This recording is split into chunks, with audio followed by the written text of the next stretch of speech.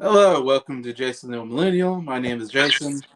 Speaking to you here in my basement in the great state of Kansas. This kind of, I don't want to say, kind of somewhat impromptu live stream I would want to do. And it's open to some of my friends in my group called the Music Junkies. And so Scott is joining me. So I'm so happy to see Scott here. Join me as I reveal this list that he doesn't know anything about, actually. But I have no idea what's on this list. so I'm kind of interested in your reaction to what's going to make it into our top 100 best albums, anyways, and help me out with some of these I don't know as much about. Yeah, so kind of explain what this is we're in a group chat called the Music Junkies, and we talk daily, like all the time. Like every time we're listening to something new.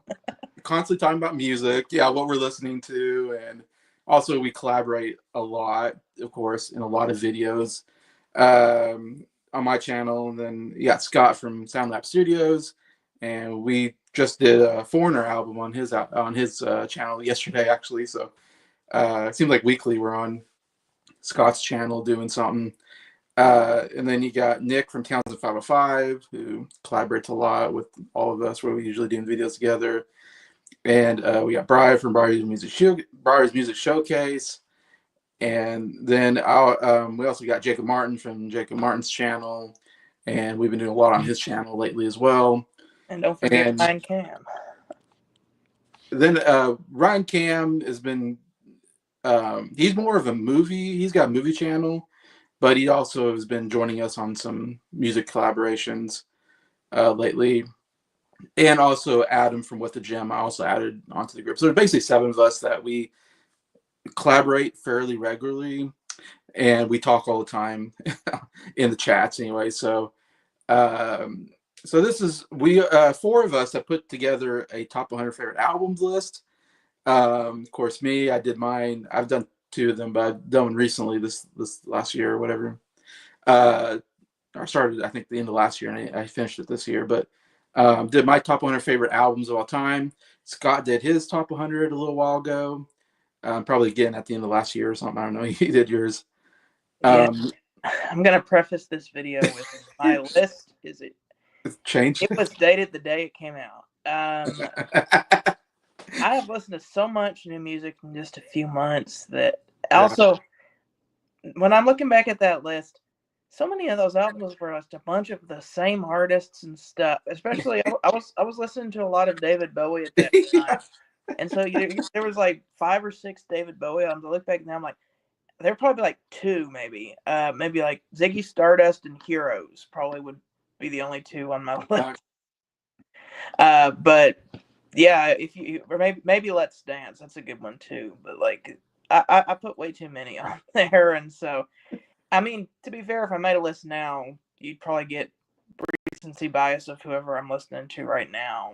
We get some more 90s. I'm not really listening to one main artist a lot at the moment, but you would definitely see a lot of 90s stuff on there if I made it now.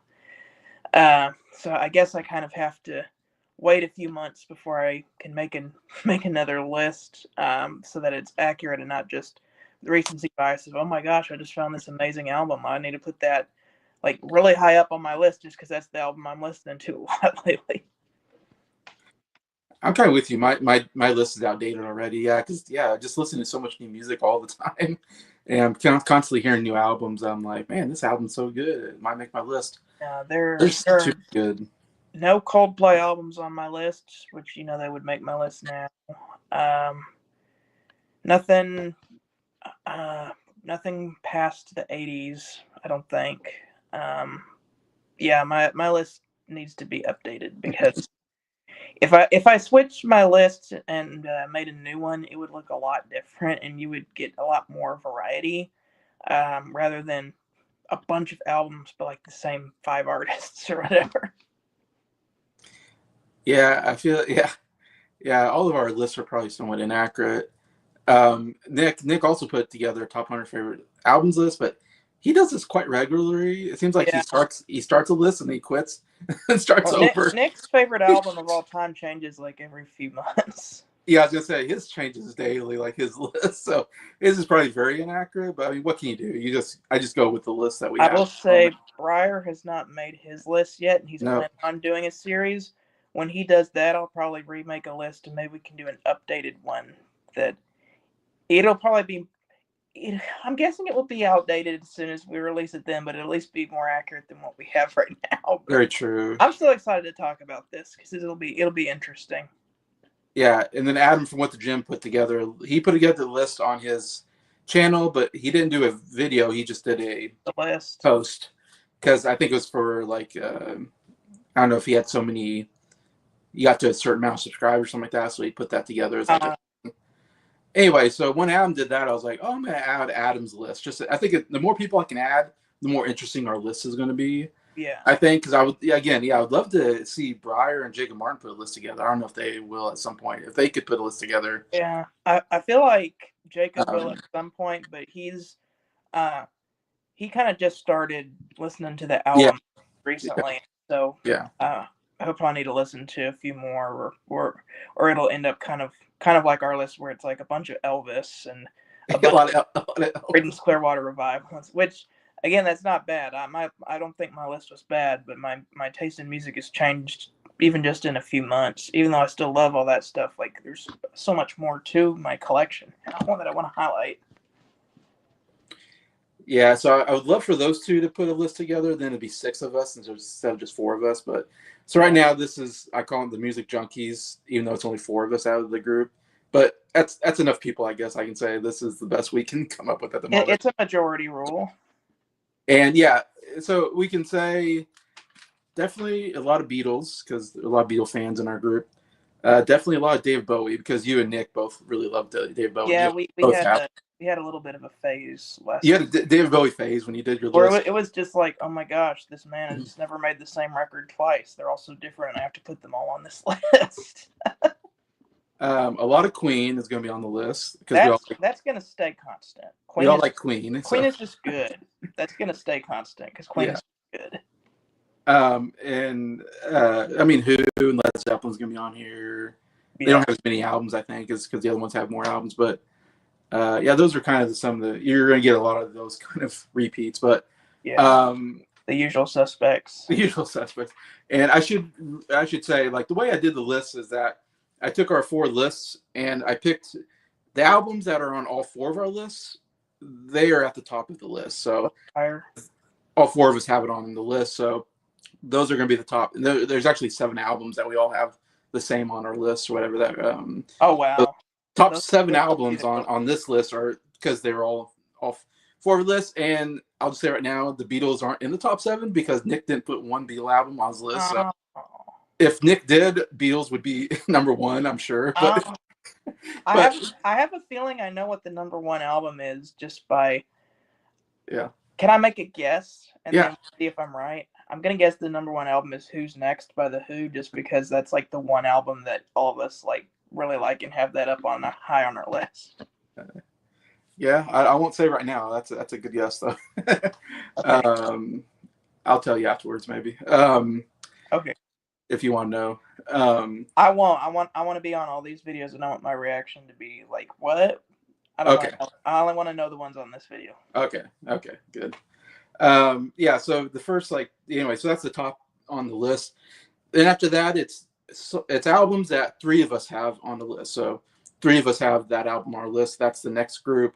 Then the next group is 2 of us have this album high on our list, or whatever, and I kind of just went by how high we had on the list and kind of averaged it, and that's how I kind of came up with where it comes on the list.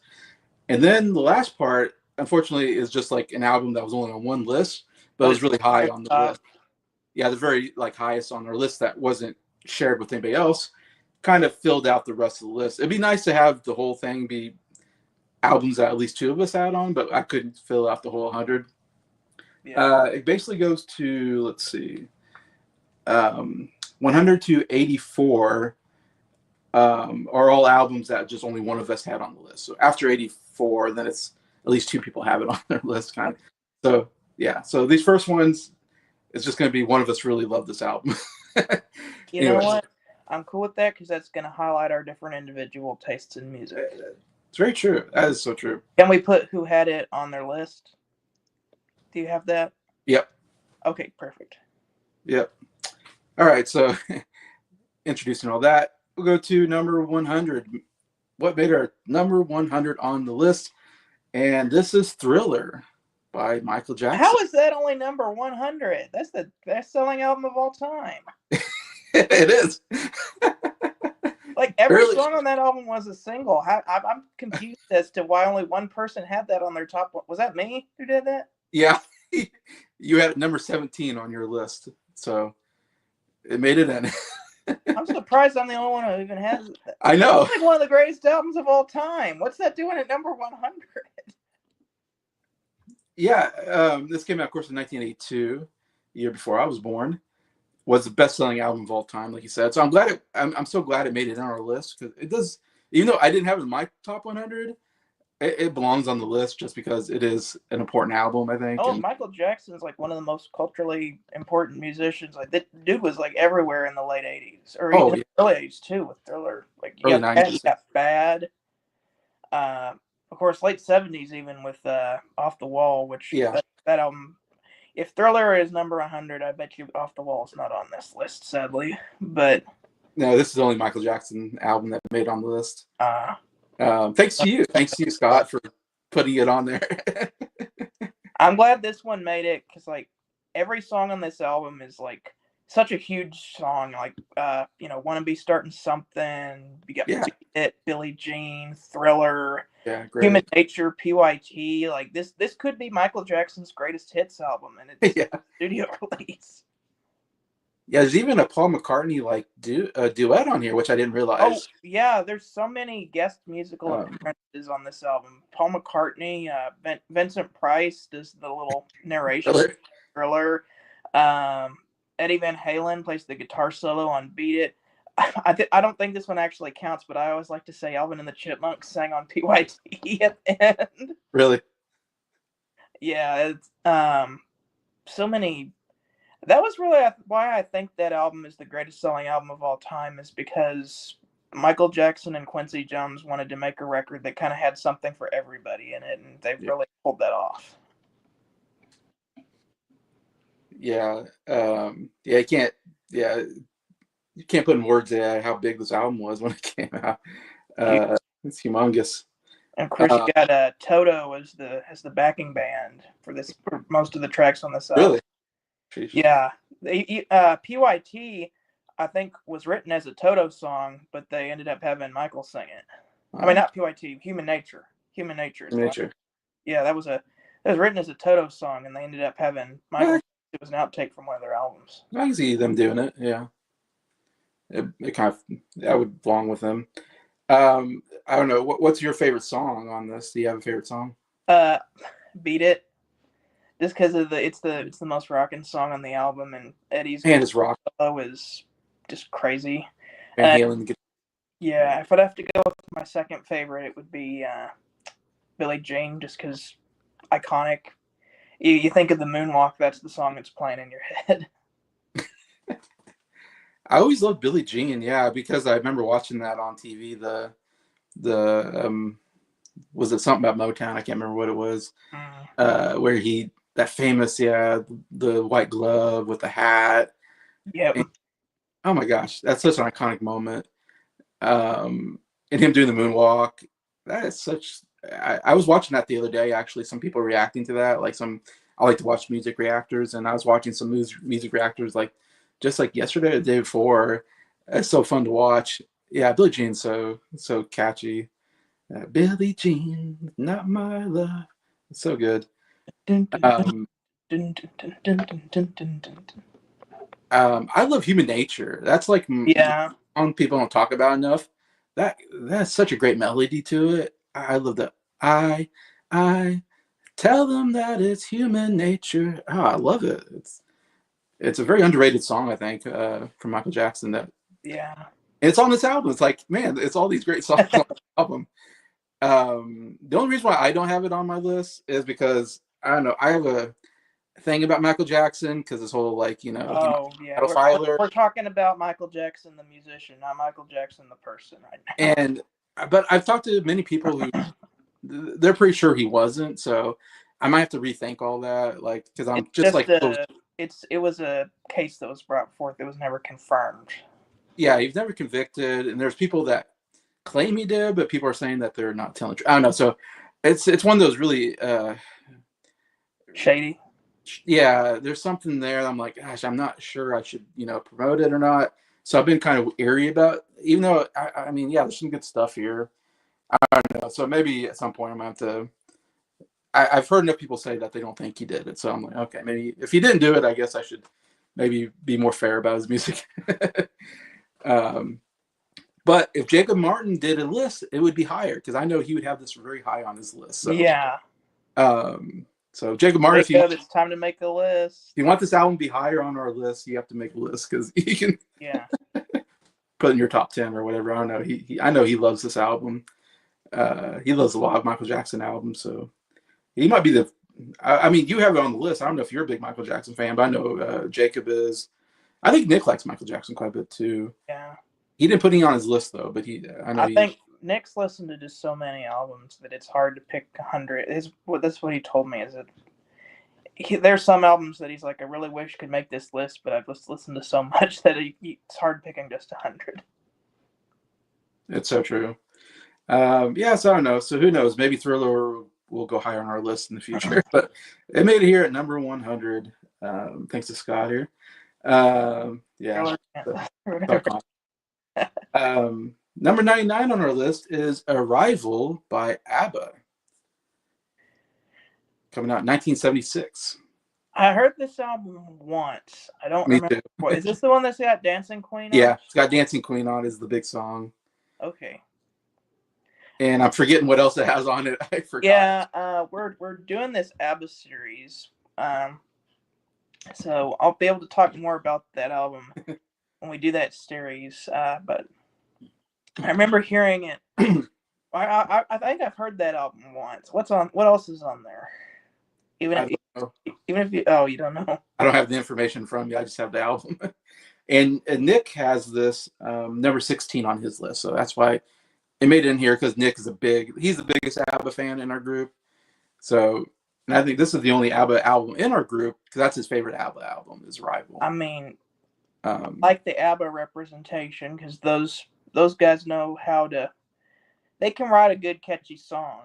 These the band members of ABBA, and having Dancing Queen on there, that alone that's spot on the list. Yeah. I'll be able to talk a lot more about it when we do the review. I'm pretty sure that I'll really like the album. It's been a while since I've heard it. So I'm gonna have to give it another listen before I can go in depth. But it came out in 1976, you said, and that's like I think that's like the greatest year in music history. Yeah, that's what is Rumors coming out or? So we had Hotel California. Yeah. We had Boston's debut album, Stevie Wonder Songs in the Key of Life. Yeah. Okay. Trick of the Tail by Genesis, that's a personal favorite. Royal Scam by Steely Dan, that's another personal favorite of mine. 2112 by Rush. Okay, 2112. Alan Parsons Project, Edgar Allan Poe debut album. Those are my personal favorites, though. Yeah. ELO, New World Record. Oh, I love that. Rocks by Aerosmith. Yeah, but that's a good album. There's a bunch of others. I like just look up the top albums in 1976, and there's just so many. Turnstiles by Billy Joel. Oh, okay. Yeah, we're gonna talk about that on your channel. Yeah, that's the next one. That little plug for that video whenever that comes up. We're doing we've kind of done a little side quest with Foreigner. Gosh, I know there's more songs in Arrival. I just know Dancing Queen's the big one. And I mean, that's their probably biggest song. I almost want to say that's their most played song ever.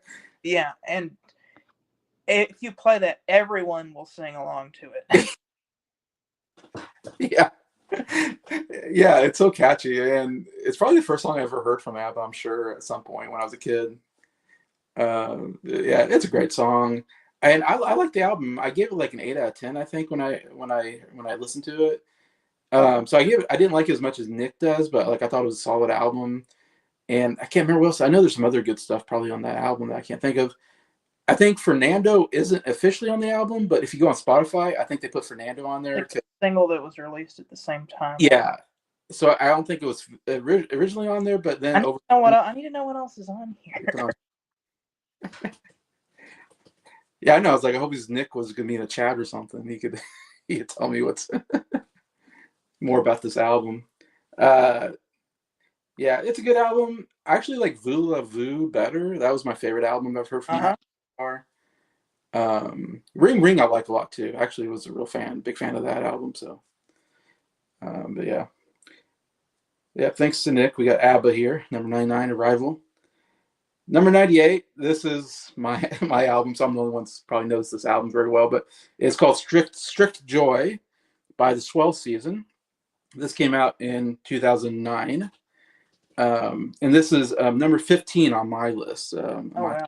favorite albums list. I love the Swell Season, and you weren't. I actually put this album in our album exchange, but that was before you joined our Before I album. was on there. So the Adam, Breyer, and Nick have heard the album on our album exchange. I don't think you have because you weren't. I did hear Damien Rice, and you'll be glad to hear that I actually kind of liked that album. I That. love that album. Everybody didn't like it. I was like, There was some good stuff on there. Yeah, Just like a chill folk rock, Irish folk rock album. yeah. But I love the Swell Season. If you don't know the Swell Season, I've talked about them, and it's kind of cool to talk about them because, well, if you know, they're this duo, Glenn Hansard and Markéta Glova. Glenn Hansard's from Ireland, Markéta Glova is from the Czech Republic, and they started a movie together called Once back in 2008 or whatever, 2007. They did this musical movie kind of where they played like musicians and they're in Ireland and they get together and they kind of almost have a romantic relationship. It's kind of like they're kind of will they, won't they? And they make some music together. And the music is so good in that movie. That's when I first saw them. And then they made an album called The Swell Season that had a lot of songs from the movie on it. That was their first album together. And great album. I have all their albums because they only have 2 albums out besides the soundtrack as well. But then they put this album, their second album, Strict Joy, in 2009, and I love this album. It's if you like duets, it's their voices, just sound so great together. She plays piano, he plays guitar. I love that style of music. Male and female voice just really blending in well together. And it's more, indie kind of type song, or indie, sorry, folk type songs, kind of, I would say, indie folk, whatever. So it's just my kind of style. And I'm happy to say, because when I talked about this album last time, I said they have been putting out new music lately on Spotify. And I said, I hope they're making a new album because it's been since 2009. So Oh, wow. it's 2025. So that's 16 years or what is that, since they put out their last album. Because hear this, we got GTA 6 before Swell Season's third album. Yeah. Well, it's an interesting story because they actually met before the movie once. She's actually like 15 years younger than him. And he was in a band. He's in the band called The Frames or something like that, some Irish band that I've never made. None of their music made it over here in the United States, but they're bigger in like Ireland or whatever, UK. Anyways, he was in a band, and she was a young, like, piano. She's really good at piano. She can sing. So they kind of met through music or something like that. Somebody like introduced them to each other, but she was young at the time, of course. So, but he met her anyways, and they played a little bit together. And then when this movie came out, the movie is directed by this guy named John Carney, I think, who was a bass player in the Frames, and he decided to quit the group and become a filmmaker. And so he put Glinster, so he wrote and directed this movie once, and he put them two in the movie. And when they made the movie, they actually became a couple. They actually started dating, and they went on tour because they made the album, and they went on tour, and they won an Oscar for their song in the movie. Really great song. I'm forgetting the name. Falling Slowly, amazing song, won the Oscar.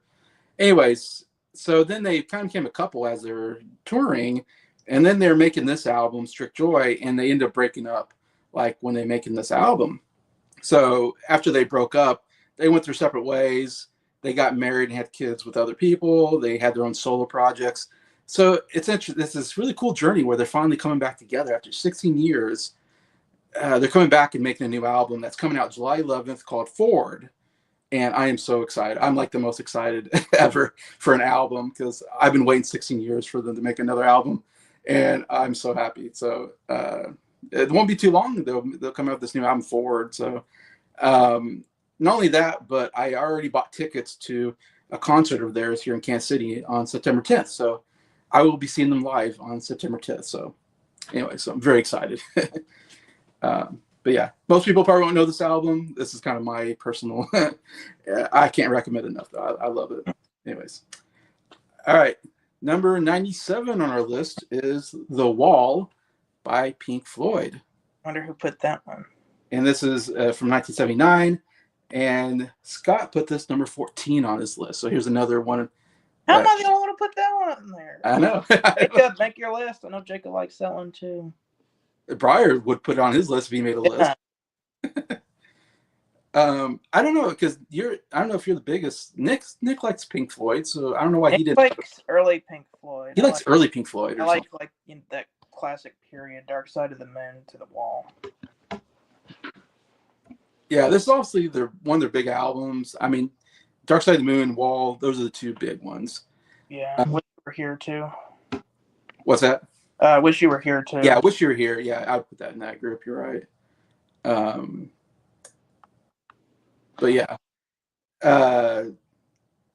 what can you say? It's an iconic album. You really like it, evidently. You put it high on your list. I don't know. I need to re-listen to this album. It's not on my list because it's like one of those albums I need to re-listen to. I don't remember enough about it. I know the big hits. I mean, obviously you got. Oh yeah, another brick in the wall. Hey love You, that song. Comfortably Numb. Comfortably Numb. Love that song. It's an amazing song. Hey You was on there. Yeah. That's a great song. There's a lot of great songs on here. Some of the most iconic. It's a double album. It's a rock opera kind of, I would say, or tells a story. Might I say even better than Tommy? Even though I really like Tommy, but it's even better. Wow. It's even better than Tommy. Yeah, Tommy's my favorite, but yeah. Even though I'm a fan of The Who than I am Pink Floyd, it's better than Tommy. Yeah. Yeah, I'm trying to think what else. Those are big ones? Yeah. Yeah, Run Like Hell, that's another big one on there. Okay. But what I love about the album is that it's the whole thing is it's like listening to a movie almost. Like I've never heard another album, like other albums have had like stories, but I've never heard another album where you can just like understand what's going on so well. It's literally like you're listening to a movie. We already talked about like the big songs on there that so good, you know, Another Brick in the Wall. We don't need no education. Bound out, bang, bang, bang. Everybody hated them when they did that because like Pink Floyd's gone disco, but it works so well for that song, especially considering like what's going on in the story there. Like the main character is like thinking about their childhood and about how like their teacher like shut down all their creativity, and so it's kind of the whole album is kind of leading up to like bad things that happened in the past that led up to the present, and kind of shutting yourself and isolating yourself from other people, explaining why that's not a good thing to do, and maybe reaching out for help instead of just being alone in your troubles. That's kind of the main point of the album is like if you have all these troubles going on, it's not good to isolate yourself and be alone. It's good to reach out to other people. But Comfortably Numb, one of the greatest guitar solos of all time. Yeah, I love that guitar playing. Gilmore, one of the great guitar. Yeah. I don't know if we talk about him enough, but he's so good. He is. He doesn't. He's not like like an Eddie Van Halen that's just like. No, yeah, exactly. He's like he can just like hit one note, but like he can play more with one note than a lot of people can with 50. Like just that first note of that Comfortably Numb, so that It's just like he picks less notes, but he picks all the right ones. Is how I would describe David Gilmour as a guitar player. His ear for melody Yeah, and transposing that for a guitar rather than singing is like it's just amazing. yeah, it's like he doesn't play fast necessarily, but it's amazing. Like the way Yeah, he bends the notes or something, the way he gets the sound out of it. It's like, and then "Hey You," another great song. I've always loved how the what's playing under the guitar solo is the bow down down down down down down. uh, I've yeah, heard that before. Yeah, there's themes that come back and forth, and then of course it all ends up with the trial, which is it's like a Disney villain song, which a lot of people are like, why is Pink Floyd doing a Disney villain song? But I think it works perfectly for the just the outlandish concept of the album, and that's like the perfect ending to it. But it's yeah, you kind of have to listen to that one all the way through. Like you can yeah, listen to a few of the songs by themselves, like the ones we mentioned, "Another Brick in the Wall," "Comfortably Numb." yeah, But you're gonna get the best experience if you listen to it all the way through. Because like I said, it's like listening to a movie. yeah. I need to listen to it at some point again. I've listened to it before. I remember the big hits. I love the big hits. I don't remember much else though, so I need to. That's one. Dark Side of the Moon. I like quite a bit, but this, of course, Wall is more of a double album, so it's a little bit longer to get through. But I like Dark Side of the Moon too. I don't like it as much as other people. People love that movie, that album so much. I'm like, yeah, I really like some stuff in it. I don't know. I need to listen to those albums. I I'm mean, not. I got the Dark Side of the Moon poster behind me, Uh, the one that came with it. oh, cool. Yeah. Oh, yeah, yeah. I've got Dark Side of the Moon too. Yeah. I got the Pyramid poster here Yeah. somewhere. Yeah. I have That was space a on the wall weird, to put it up. yeah, weird pyramid poster. But yeah, so The Wall, another good choice, iconic album. Yeah. Thanks to Scott, we got that here. Number 97 on our list. Number 96, we got The Who by Numbers. Oh wow. 1975. Uh, and this is thanks to Nick. He put this number 14 on his list. Nick is a huge Who fan, so he has a lot of Who albums pretty high on his list. So that's why you're going to see a lot of Who, probably, because Nick put just about every album on his list, probably. Um, yeah, none of us put it on our list. I like the album. It's not in, it's like, I don't know if it's in my top five. It might be somewhere around there. It's an underrated album. It doesn't have a huge hit on it. It's an okay album. That's the thing. Like some of the Yeah. other people are higher on that album. I think it's just okay. It's got like two great songs on there. "Blue, Red, and Gray" and "Success Story" are the only two songs on that album that I think are really good. Okay. Everything else I feel is kind of okay to mediocre, which is why I didn't. Because I like pretty much all their other albums with Keith Moon in it, but like I don't know that one. And apparently Townsend was going through writer's block at that time, and it kind of shows. Like, Yeah, I like "Imagine a Man" is my favorite song on the album. I really like that song. It's like in my top 10 favorite Who songs. It's oh so wow, Imagine a Man. I don't know. It's good. I like the album. I haven't heard it enough. Yeah, to put it on my list, I think. It's definitely an album I need to listen to more. It's definitely one of the more forgotten albums because after Who's Next and it's before Who Are You? And so, yeah. and like I said, it doesn't have a huge hit on it, so it's not talked about as much, but I think it's a good album. They Uh, did release another album for like 3 years. Who Are You didn't come out to like '78, so yeah, that's like the last, kind of last big one that they did was Who Are You? And then Keith Moon died after that. So, but yeah, unfortunately, if Nick was here, he could talk more about this album. But uh, Nick and Briar are much bigger fans of this one. They would talk a lot better about that one. yeah, I'm just kind of like, there's a couple good songs on there. It's it's there. It's better than a lot of albums, but it's not one of my favorites. and you can imagine if Who by Numbers is in here, there's gonna be a lot of other Yeah, I, albums higher on this list. that I have a feeling that all of the Keith Moon Who albums are going to show up on here. Yeah, because this is the least, this is the lowest ranked Who album we're gonna have on the list. So there's some Which good. I'm fine with all the other ones. All the other ones are great, but I don't know. There's something about this one that I've just always been like, it's all right. Yeah, yeah. Nick has this the highest on his list. I maybe have it second highest on my list, but as far as ranking their albums. All right, number 95, we have Arthur or the Decline of the English Empire or something like that. Uh, Opportunities not in Australia. yeah. This is by the Kinks. This came out in 1969. Um, their big album that year. And this is again due to Nick had it number 13 on his list. So this is right below the Who by numbers. He's got Arthur. He's definitely the biggest Kinks fan in the group. I don't know how much you're into the Kinks. You know more of their 60s stuff, I think. I like I've heard this one twice and I think it's pretty solid. I will say the ones I like the most are Village Green Preservation Society, Something Else, and Lola. Oh, look, there he is. Look, we need look, here he is, the number one Kinks fan. We need you, Nick. Yeah, what are you guys talking First about? off, what's on Arrival by ABBA other than Dancing Queen? When I Kissed the Teacher. Money, money, money. Oh, money, money, money. Yeah. Money, money, money. Okay. Yeah. Knowing me, knowing you. Yeah, great song. Then that one definitely needed to be on there. Yeah. We were like, we love ABBA, but like, what's on there other than Dancing Queen? It worked. What number are you guys on? Right now we're on number 95, but I'll tell you what we talked about. Sure. Number 100 was Thriller.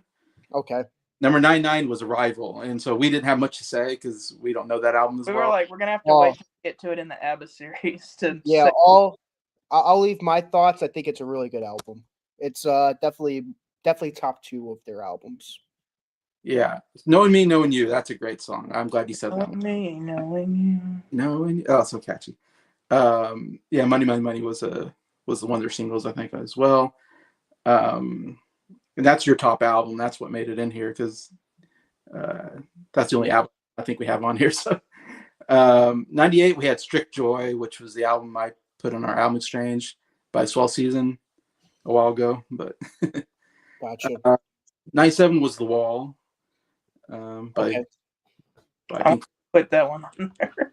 I know I didn't put that on there. 96 was the Who by numbers, and we didn't have a lot to say about that. So I'm glad that's a great Who album.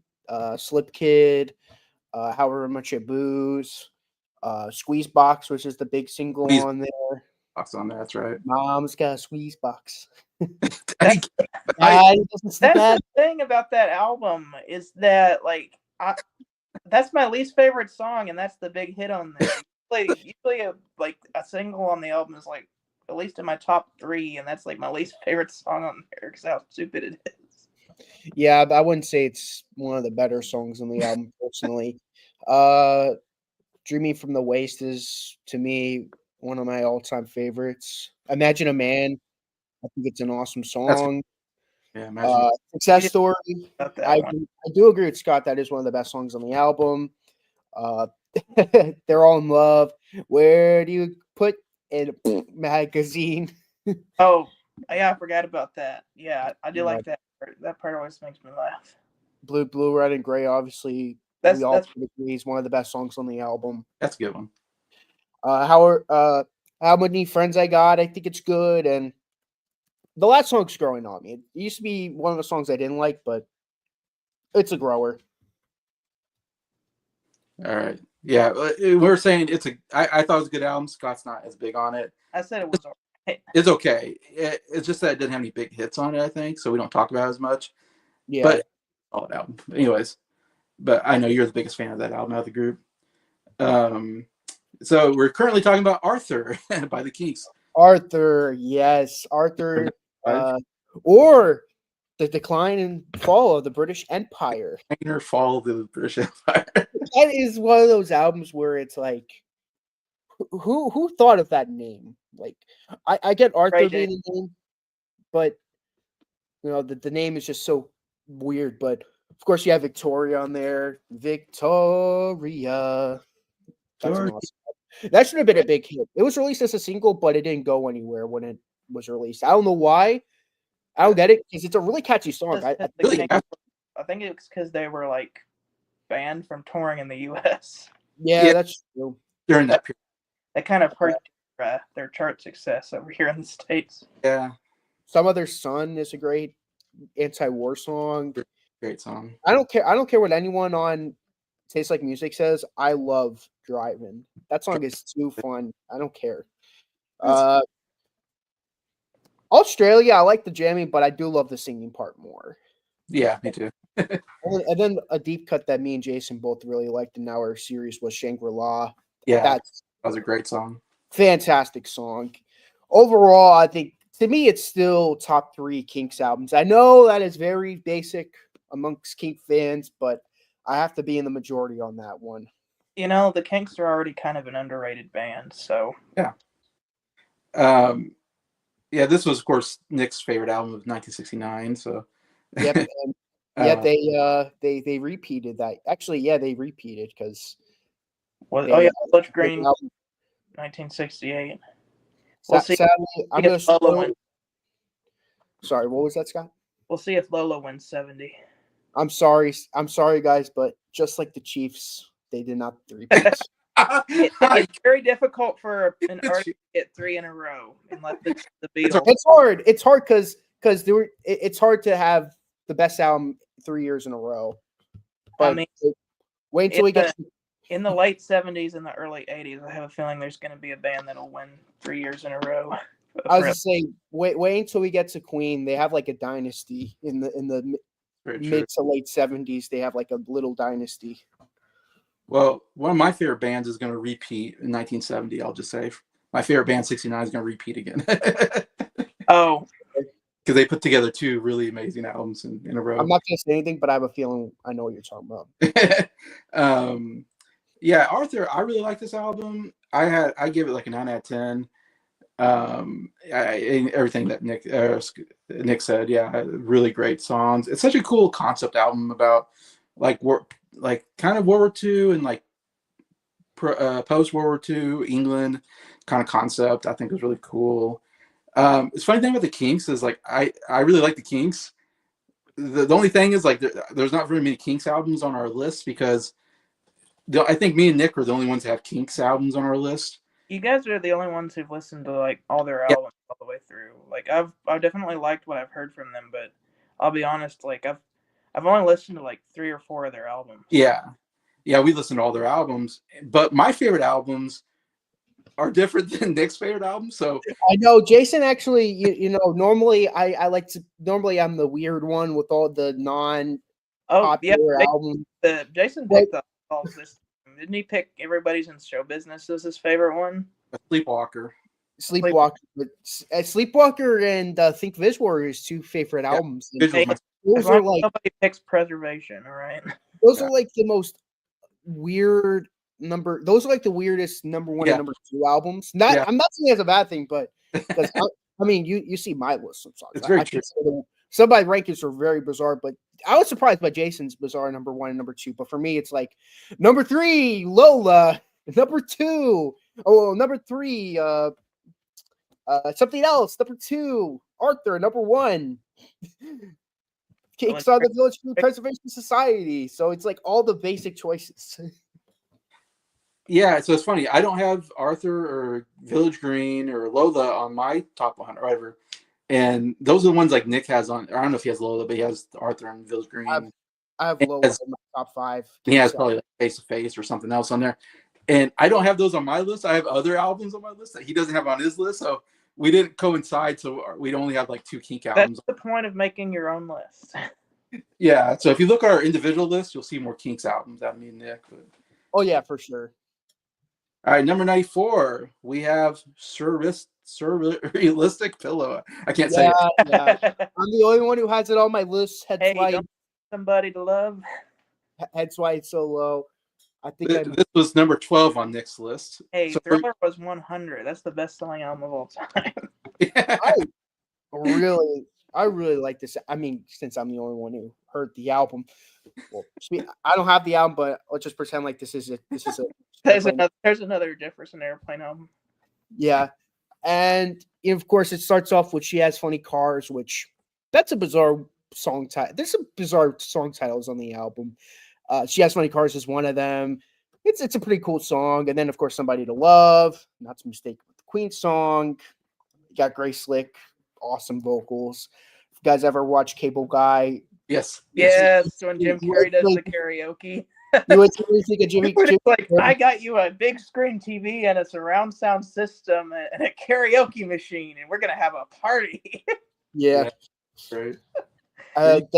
Then you follow that up with My Best Friend, which again, not to be mistaken by the Queen song, You're My Best Friend. Yeah. Another great song. Then you have Today, which is a nice ballad, followed up by another ballad with Coming Back to Me. I think those two songs are really good.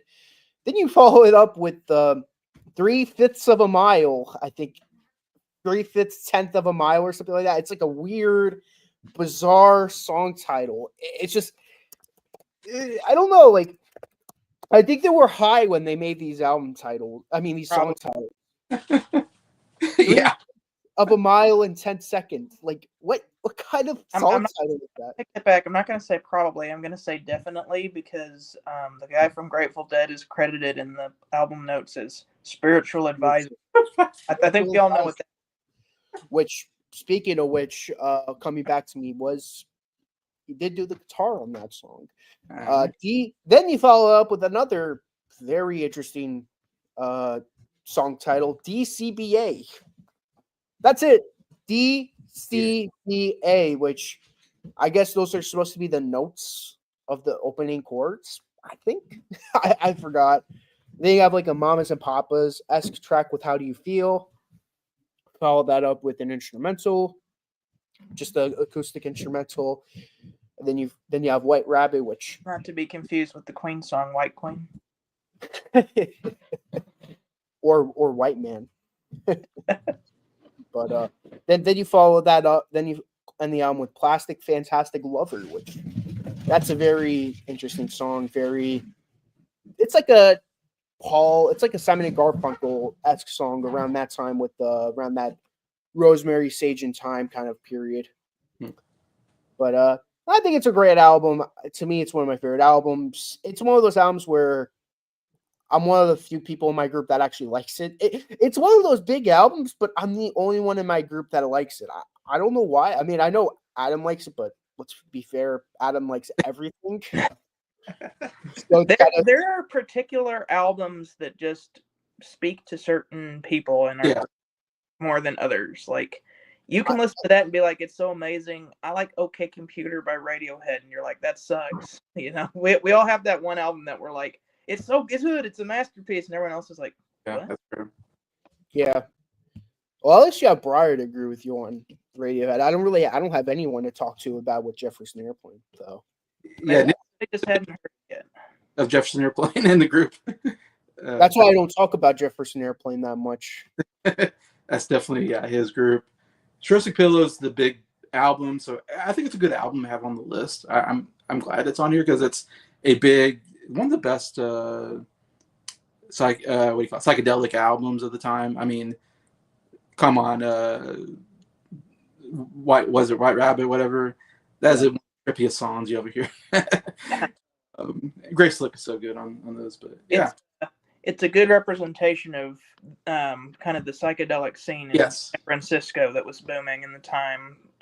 Later, like Creedence Clearwater Revival came from the same kind of scene in San Francisco. You also have I forget who. There's like a whole big list of bands who like came out of San Francisco from like 1966 to 1968.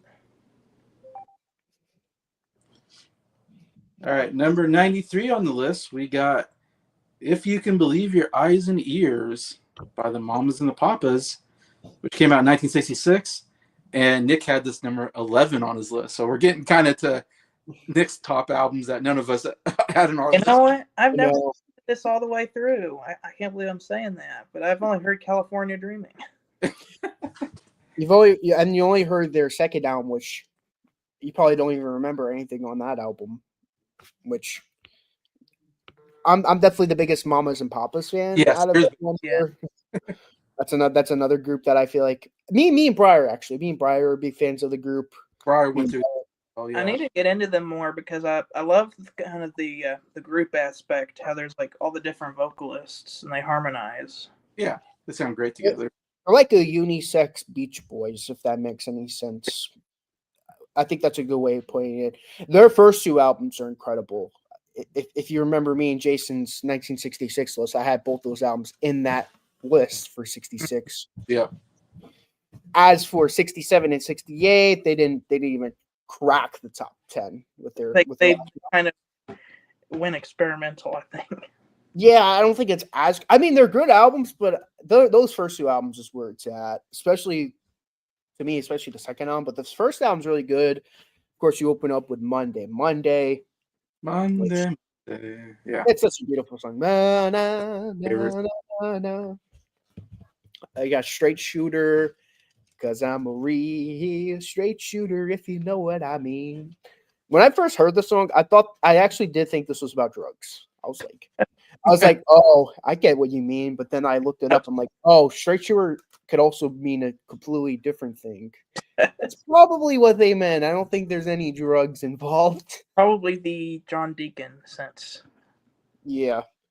Then you got a Feeling, which is a nice ballad. Then you got the way superior I Call Your Name. In my opinion, much better than the Beatles version. I think Mama Cass sings the heck out of that song.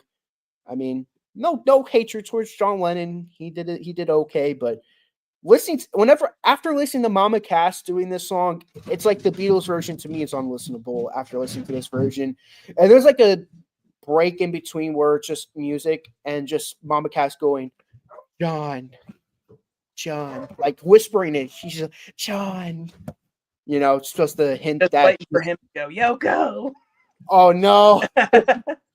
But this is the one time Stone saying John's name over and over actually was kind of okay. But then, of course, I think the harmonies too, when they get to the chorus, you know, I never reap at nights. Oh, the harmonies on this song again to me is also what makes it way better than the Beatles version. You think with the Beatles being one of the best vocal harmony groups, you think they would make that a great harmony song, but no, it's the Mamas and Papas that take it that direction. You know, to me, the Beatles version is just a generic rock song. Do You Want to Dance? In my opinion, the best version of Do You Want to Dance? Sorry, Dennis, I love your version of it, but they make this into a ballad, and I'm a sucker for Mamas and Papas ballads. I'm with Breyer with it.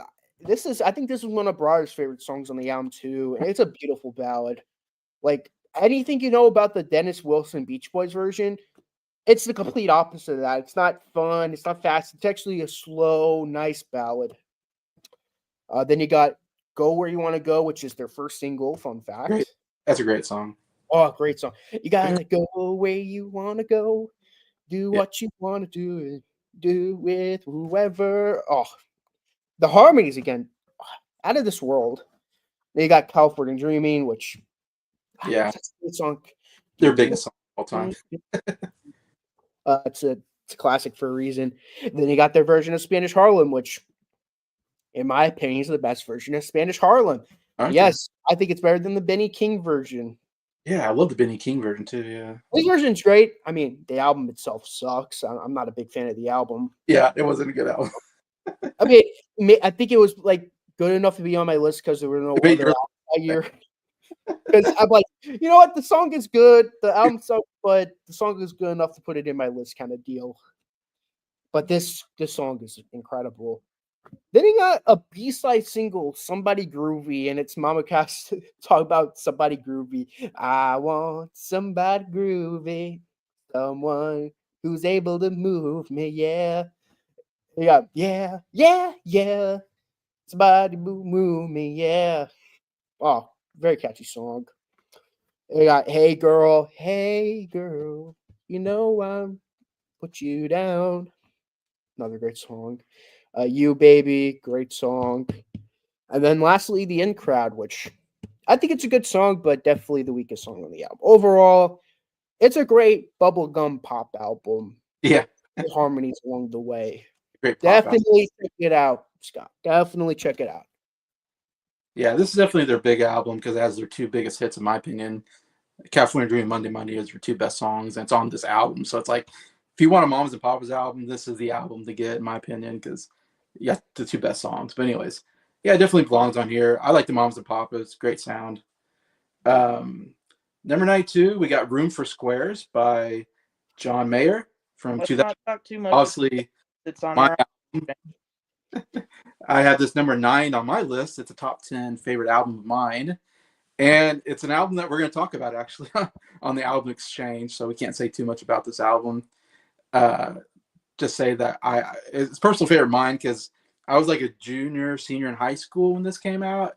And I remember when it's coming out and it just like blew the doors off when I heard it. I was like, holy cow, who's this guy? I never heard of John Mayer. This is his debut album.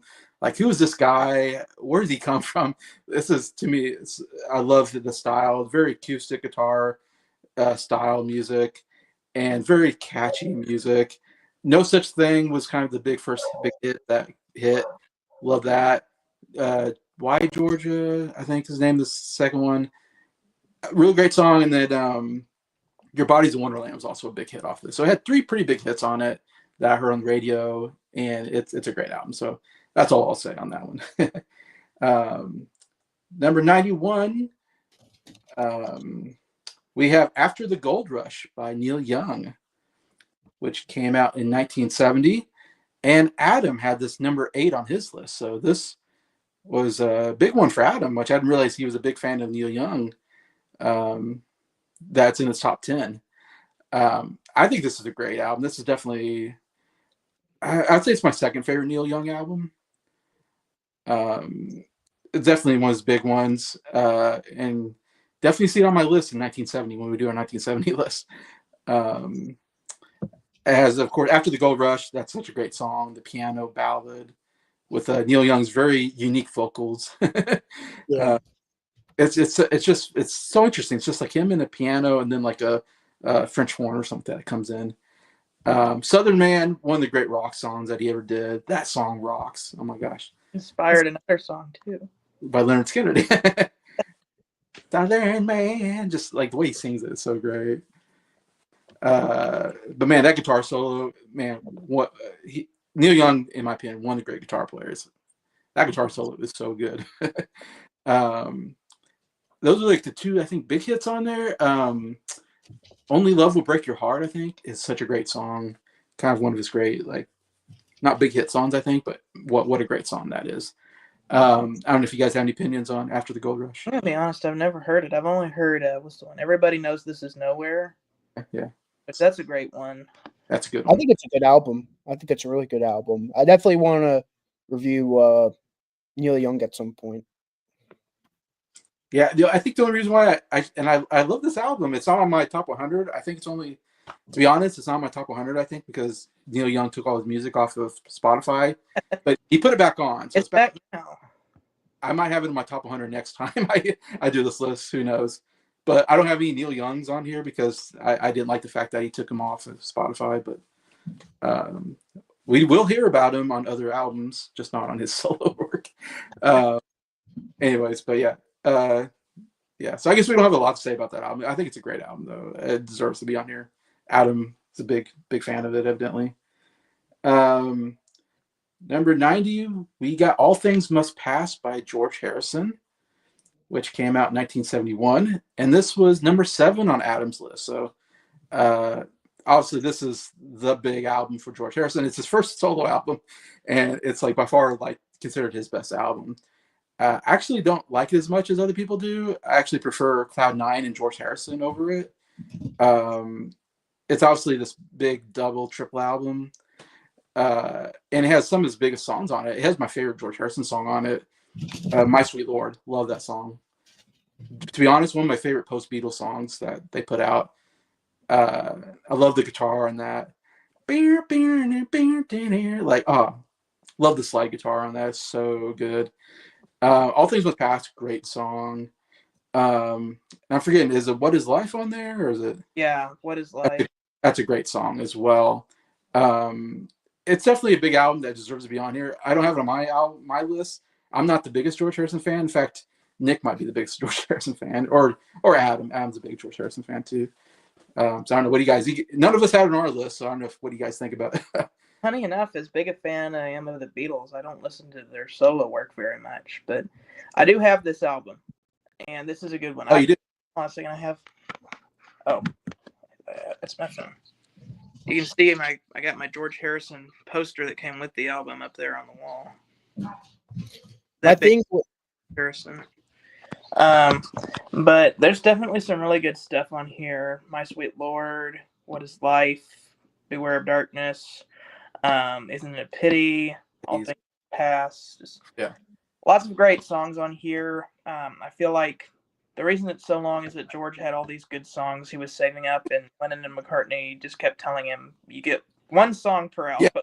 And so he had all these songs saved up. He's like, now I can make a whole album of my songs. And so that's why it's so long. But it's a really good album. And this album was produced by George Martin, I think. Maybe. I think this one was produced by Phil Spector. Or is it Phil Spector? Man, maybe Phil Spector.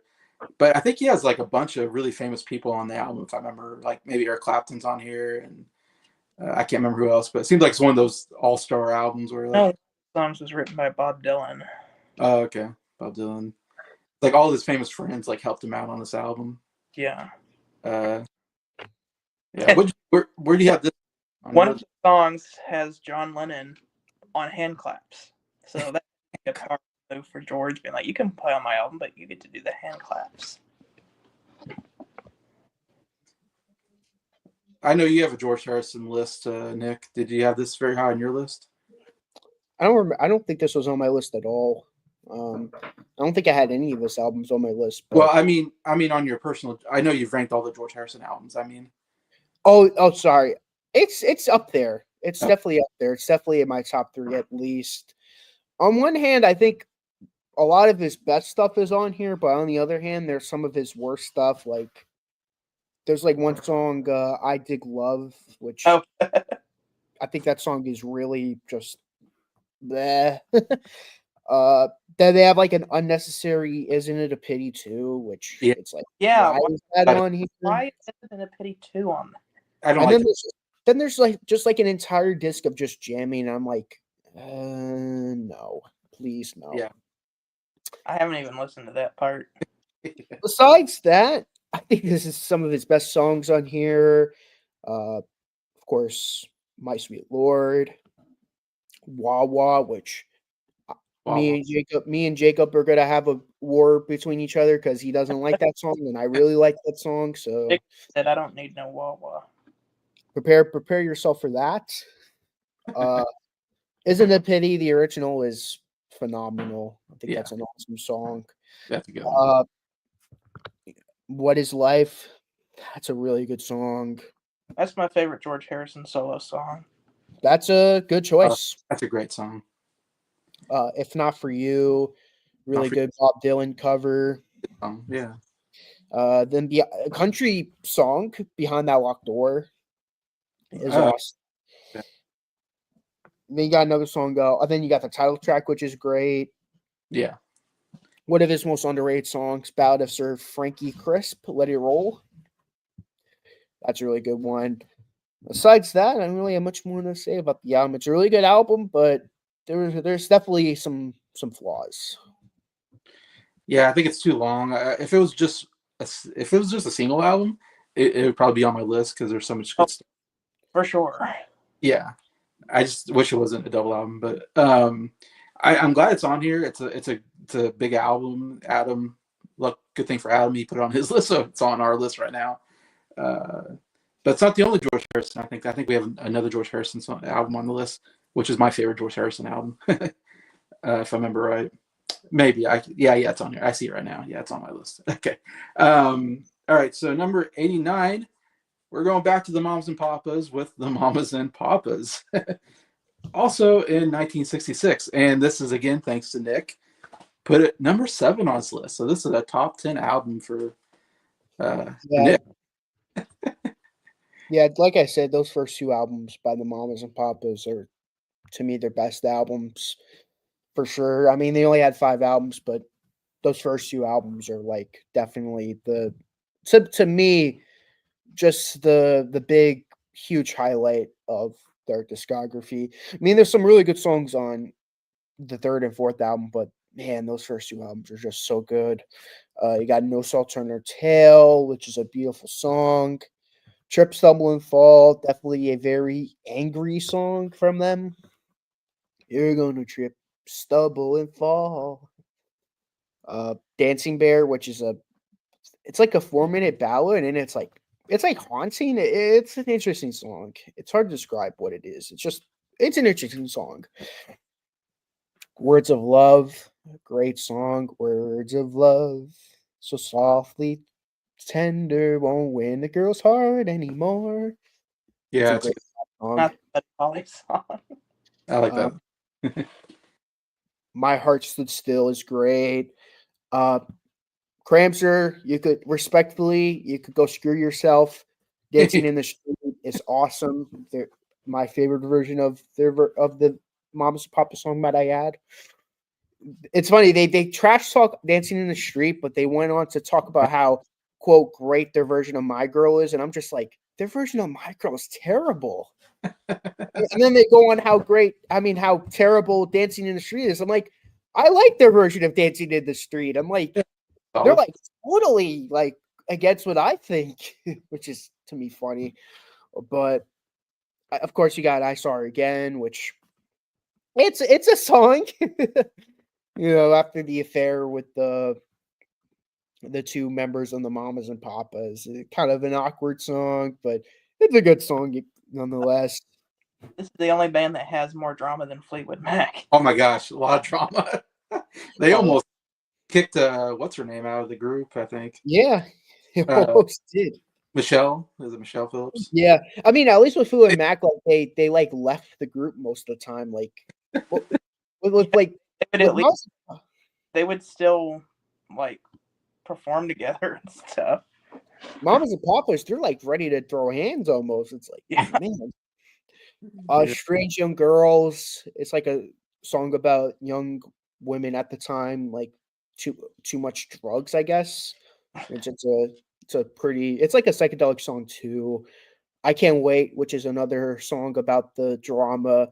It's like you got John Phillips singing, I can't wait to say goodbye. I can't wait to make you cry. Those are actual lyrics, by the way, Scott. This was the OG rumors. This is like the pre-rumors, except John Phillips was like the only one who was writing. It's a great album, Even If I Could, which is great. That Kind of Girl, which is another song about the whole affair. This really is the first rumors. This is. It's probably why I like rumors so much. I mean, I heard this sound before rumors, so it's like, why do I like rumors so much? I'm like, oh yeah, Mamas and Papas did it before them.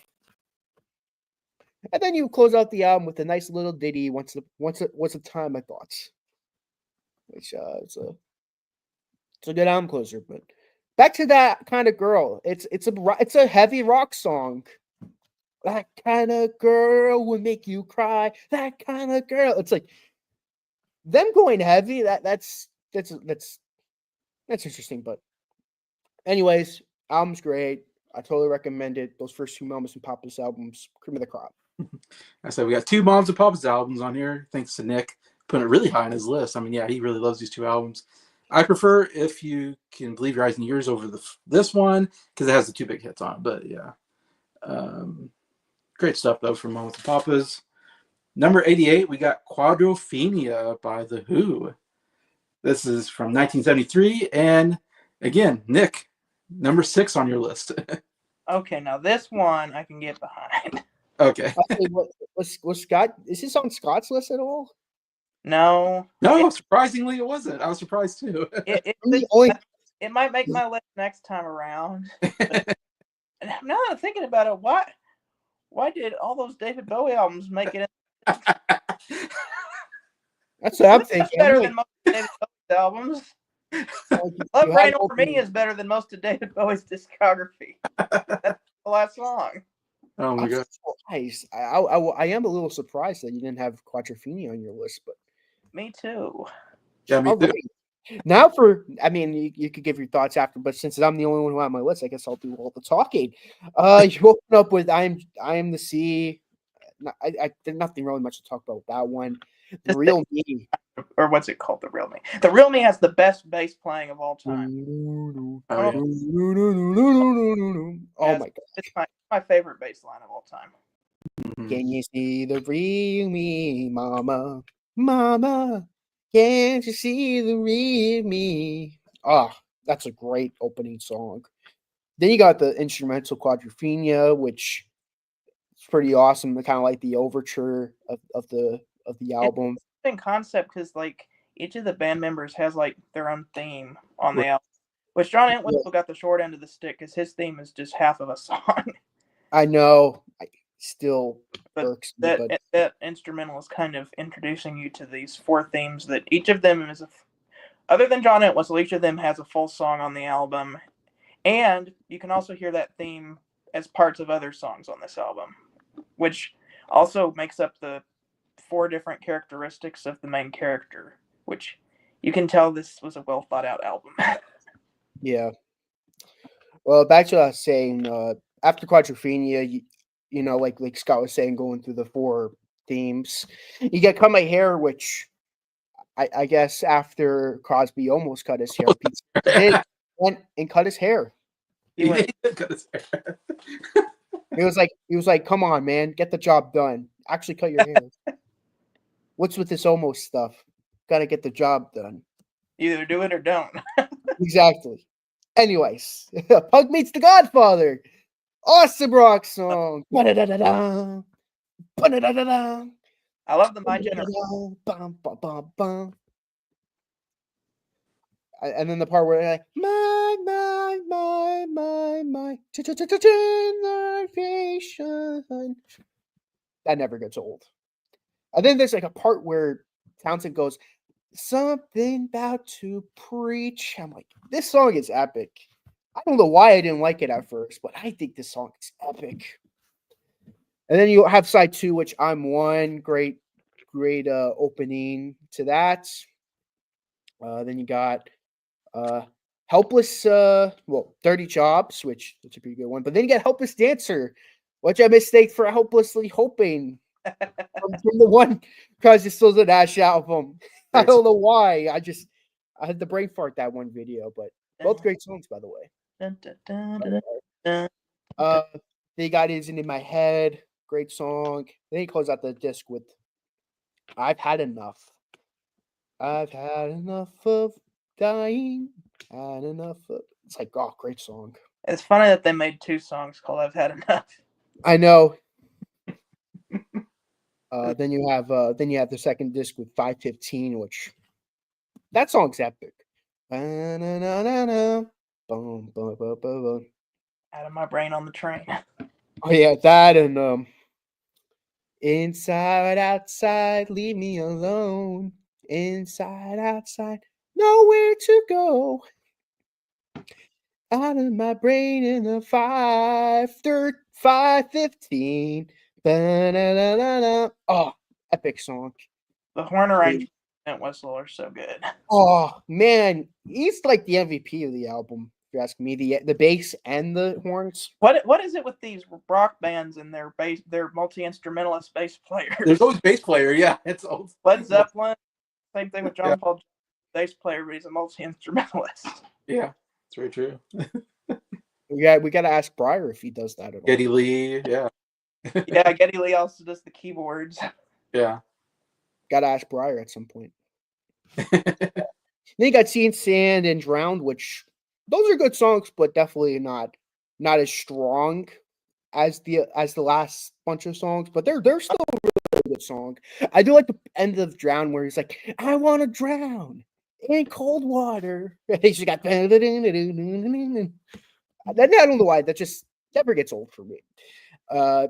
Then you close out. Then you go to the third side out with Keith Moon's song, Bellboy. That song is so fun. It's a stupid song, but it's so fun. Bellboy. We're gonna get rotten now. Bellboy. Get my bit button down. That never gets old. Never gets old. Then I do have a problem with Dr. Jimmy. There's a lyric. musically it's awesome, and I do like the John Entwistle theme part.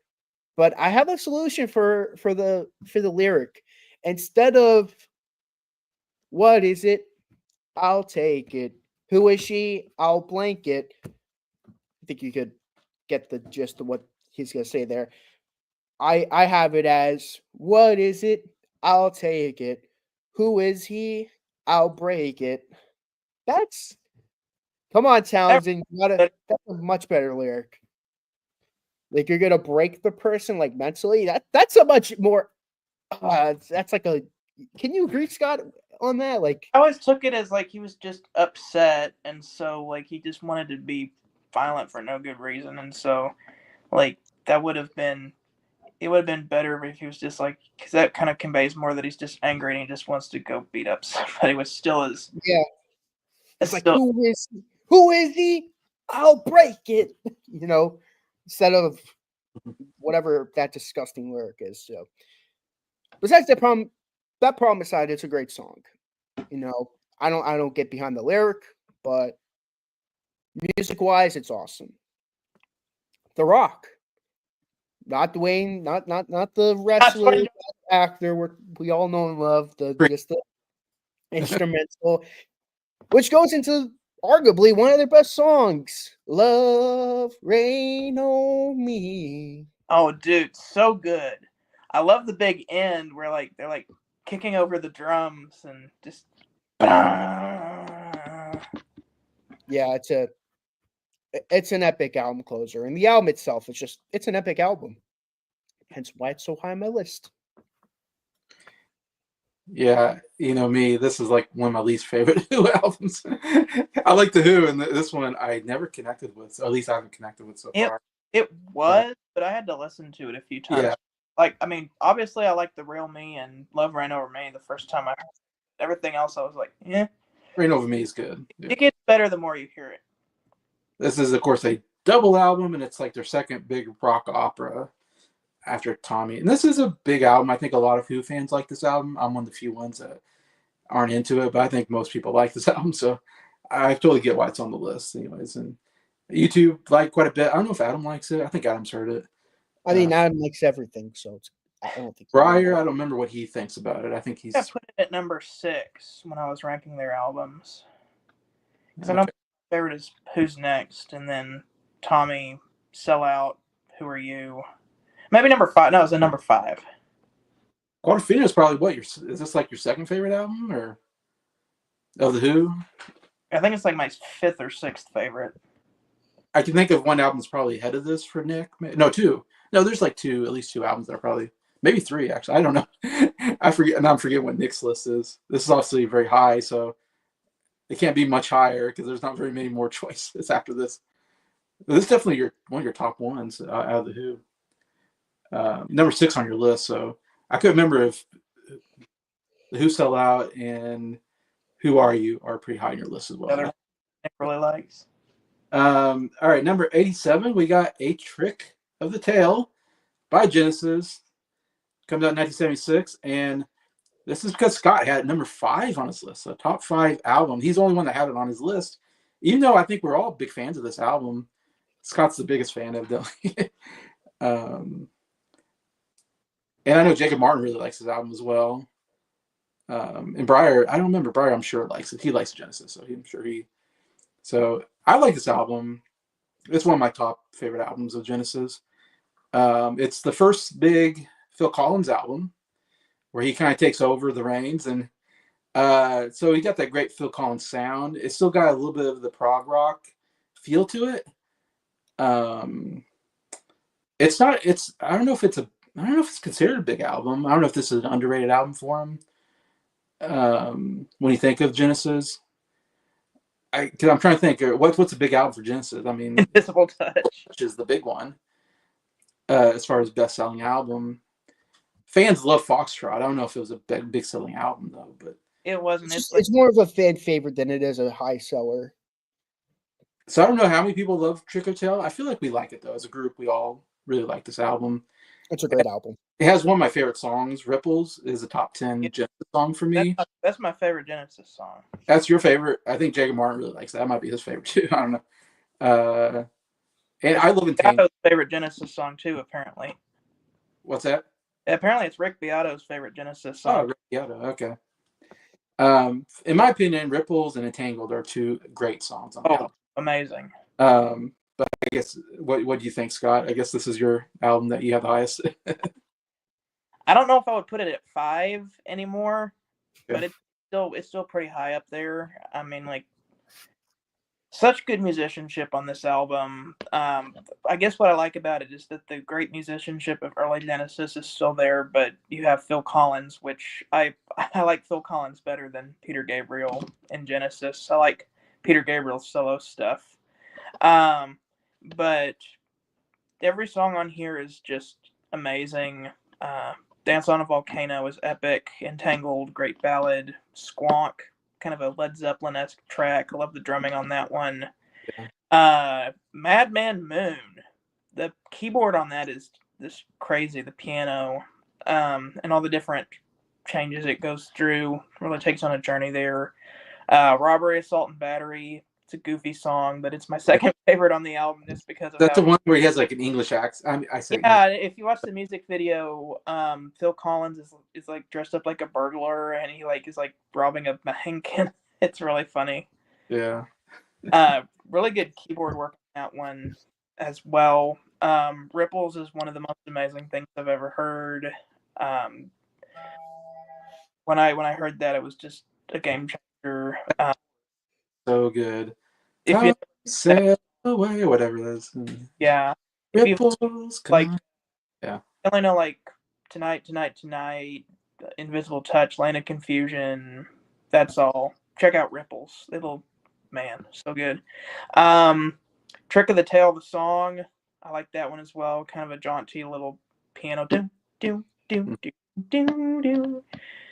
Fun storytelling on that one too about this magic beast that leaves his city of gold for adventure, and he finds the real world and ends up saying, "Why did I leave?" and wants to go home because he gets thrown in the zoo and leaves and goes home. And then Los Endos, the closing track, kind of like a bringing in Phil Collins' love of jazz fusion into that song. Really cool. Great album closer. Yeah. Amazing album. Yeah. And you like this album as well, Nick? Oh, I think it's a great album. Yeah. Yeah, I think we all like this album quite a bit. It's what? Maybe my third favorite Genesis album after Invisible Touch and their last album, or not last album, but the last Phil Collins album. It's been a while. We Can't Dance is their last album. I don't even. It's been a minute since I've ranked the Genesis album, so I can't really tell you. Yeah. Yeah. So it's a good. I don't know. This is not an album that people talk about enough. I think Trick of the Tail. So it's cool that we got it on our list. Thanks because Scott has it so high on his list. 86 is Crosby, Stills, and Nash by Crosby, Stills, and Nash. That's a good one. 1969, and I'm the only one that had it on the list. That'll change when I make my list next time. I have it number 5. It's a top 5 album. I absolutely love this album. We all reviewed this album. The three of us and Breyer, we all reviewed this album, so we're all familiar with it. I think we all really like the album. I love the album. I'm the best. Great album. Yeah, this is their debut album, 1969. First time we get 3 members of 3 Hall of Fame bands basically coming together. It's the first really great supergroup in my opinion, or the best supergroup we've ever gotten, with David Crosby from the Byrds, Graham Nash from Hollies, Stephen Stills from Buffalo Springfield. I mean, yeah, I love their harmonies are the best harmonies I've ever heard. Like, if I'm ranking the best harmonies, this is number 1 for me, even over the Beatles and Beach Boys. Like, I absolutely love the harmonies that they. It's one of those things where Crosby is so good at harmonizing. He's my least favorite singer in the group, but he is so good at harmonizing. And Nash is my favorite singer because he can hit those high notes. So he really gives it this, extra thing when he can harmonize those high notes. That really just makes it magical, in my opinion. But yeah, this album, it's got my 2 favorite Crosby, Stills, Nash songs, which I absolutely love so much, and that is, of course, "Sweet Judy Blue Eyes," the opener. is my favorite song of theirs and one of my favorite songs of all time. That song is so good. It's a masterpiece written by Stephen Stills. It's like 3 different parts to the song, and all 3 parts are amazing and catchy. The harmonies out of this world, and the guitar playing and bass playing is excellent as well. And Stephen Stills like did most of the instruments. Like he did pretty much everything on this song and on this album. And then hopefully hoping is such a great acoustic ballad. I love the acoustic guitars picking on it. And again, those 3 harmonies, 3-part harmony is so good. When you helplessly hope in her heart. Oh my gosh, it's one of the greatest. I absolutely love that song. But Wooden Ships, I love Wooden Ships. Another one of my favorite songs from them. Very catchy. That chorus is so good. The wooden ships on the water, bum bum bum. And I got to hear him sing these songs live, which was awesome back in 2005. So I was so happy I got to hear him actually play these songs live. Um, I don't have the album out, so I'm trying to think of what the other songs are. I get like 149 bye-byes or whatever, I think. Yeah, 49 bye-byes. Long Time Gone's really good. Breath. Is Guinevere? I think Guinevere might be on here. I like Guinevere. That's a kind of a duo. It's more of a Crosby Nash song. I think it's beautiful. It's just a beautiful, beautiful ballad. That's amazing as well. Marrakesh Express. Oh, Marrakesh Express. Oh my gosh. Wooden Ships. Yeah, you don't have to cry. I say cry, my baby. Yeah. I mean, it's almost like a greatest hits album to me. It's like it's got some of their best hits on it. And I love the fact that all 3 members can lead sing, all 3 members can write songs. It's just, I love that about the group, the variety of what we get out of there. And each one can write a really good song. So, anyway, so yeah, to me, it's a masterpiece album. I don't know. Great harmony album, in my opinion. So that's why I got so high on my list at number 5. But I know we all like this album. And well, it's incredible. If you guys have it on your list, we'll go higher. Yeah, it's gonna be on there next time. It was on my top 10 albums of 1969, pretty high. Jason is the one who introduced me to this. Yeah. I'm gonna say the first time I heard it, I didn't think too much of it, other than Sweet Junkies. But the more I listened to it, I got like 5. So like the more I listen to this thing, the more I'm just like, man, the harmonies and the songwriting on this record is just fantastic. Marrakesh Express, that's a fun song. Wooden Ships, Pre-Road Downs. I think that's the one we haven't talked about yet. That's some more rockin' song with some cool reverse psychedelic guitar on there. Another one, Lady of the Island. That's another one we haven't talked about yet. That's a beautiful song. Yeah, everything on this album is just amazing. I will say Sweet Judy Blue Eyes is my favorite one, just because the beginning with that and it just goes all sorts of to the point. Yeah, opening where I'm no fun anymore. Just goes so many different interesting places. Yeah. All right, so I'm glad we got Crosby, Stills, Nash on here, thanks to me. One of my favorite all-time albums. Number 85, we got Jackson Browne by Jackson Browne, which came out in 1972. This is, I believe, his debut album. And this is because Adam had it number 4 on his list. So I know Adam talks a lot about this album. He's the biggest Jackson Browne fan out of the group. I don't think we talked about Jackson Browne all that much. I know his big hits, and I love his big hits. I love his overall sound. He kind of reminds me of he kind of came around the time of the Eagles, and he wrote like what's it called? I'll just listen to the song today actually because it's on his album For Every Man. I know he co-wrote Take It Easy. Yeah, Take It Easy. Take It Easy is on the album For Every Man, Jackson Browne solo album. I was listening to it actually today. I really like the album For Every Man. Actually, I liked it better than this Jackson Browne album. But yeah, I co-wrote that album or that song. Anyways, that's a big one for the Eagles. Yeah, I really like Jackson Brown. I haven't delved into him enough yet. I need to do a deep dive on him. I know this album has "Doctor My Eyes," which is one of my favorite Jackson Brown songs. That's one of his biggest hits, and yeah, I love his overall sound. Like I said, he's got kind of a more acoustic sounding. I don't know if you want to say folk or he's kind of like the Eagles. I think he's got some folk, he's got some pop, he's got maybe some country in there, mixture kind of thing in there. But yeah, Doctor My Eyes is so good though. Again, if Adam was here, he can talk about the album more. But I don't know if you guys have any opinions on. The only thing I know from him is Running on Empty. That's like the only thing I know from him. Okay, yeah, that's a great song. Yeah, I've never listened to this album, so. Yeah, I've listened to it before. I didn't. Yeah, I don't have much memory except for "Doctor My Eyes." It's such an amazing song. Doctor My Eyes, whatever. Yeah, that's a really catchy song. But anyway, so sorry we don't talk much about this album. I need to delve more to Jackson Brown. Number 84 is Village Green Preservation Society by none other but than the Kinks. And this is 1968. And Nick had this number 4 on his list. So pretty big album for Nick. I know he always loves talking about this album. I've never heard this album before. You never.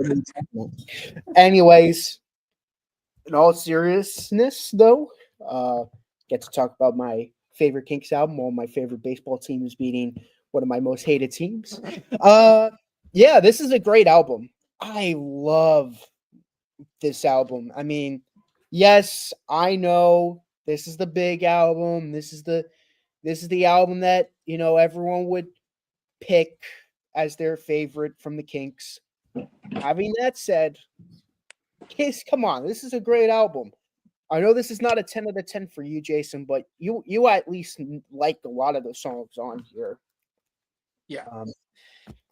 The title track, "We Are the Village Green Preservation Society." They got "Remember Walter," which, oh my gosh, that's a great song. Then you got "Picture Book," which I know that's your favorite song. That's my favorite. I love that song. And I know that's one of your favorite Kinks songs. So yes. Great choice, by the way, Jason. You got Johnny Thunder. Johnny Thunder lives on water, lives on lightning. Those first 4 songs are so good. That's my favorite 4 songs on the album. Yeah, I know. Such green. Then you got the steam. I think I know like the Steam Train or whatever. Yeah, that's a good bluesy song, kind of like a Susie Q kind of type song. Then you got Big Sky, which I really like, followed up with I'm forgetting the 7th song on the album, but I know it's Sitting by the river. Sitting by the riverside. Great song. Then you got side 2, which I really like. Animal Farm, not the communist book or the communist animation. Book Animal Farm. Great song though. Great book, by the way, and a great animated movie. Two completely different things though. Then you got the Baroque masterpiece that is Village Green. Great song. Okay. Then you follow that up with you starstruck by me. Bum, ba-da-dum, bum, ba-da-dum. Follow that up with Cool Cat. Or I think the Wonderful Cat. I forget the name of the song right now, but I think it's a Phenomenal Cat. Yeah, Phenomenal. La la la la la la la la la la la la. It's a good song.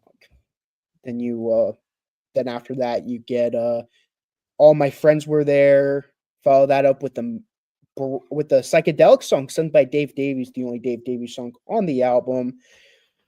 Then after that you got Monica, which is pretty fun, and then you close out the album with People Take Pictures of Each Other. That's a great album closer. Of each other. Yeah, so this great album. This is usually like most fans consider like this to be their best album. I always hear people talk about Village Green Preservation Society. Among Kings fans, I guess you say that's like usually the number one album. It didn't really sell though at the time because they got banned from America, and there's just albums they didn't sell in UK either, in the United States or UK. So they kind of went through this weird period where their albums are looked at really great right now, but at the time they weren't really looked at as that great, I think. Oh, it's so hard Hey guys, I'm gonna head out. Okay. My mom want to watch the Mets game with me. Okay. You guys have a great rest of your day. I'm glad I was able to talk about some Kinks albums. Yeah. Let's go Kinks. You know, even though my choices are very, very basic.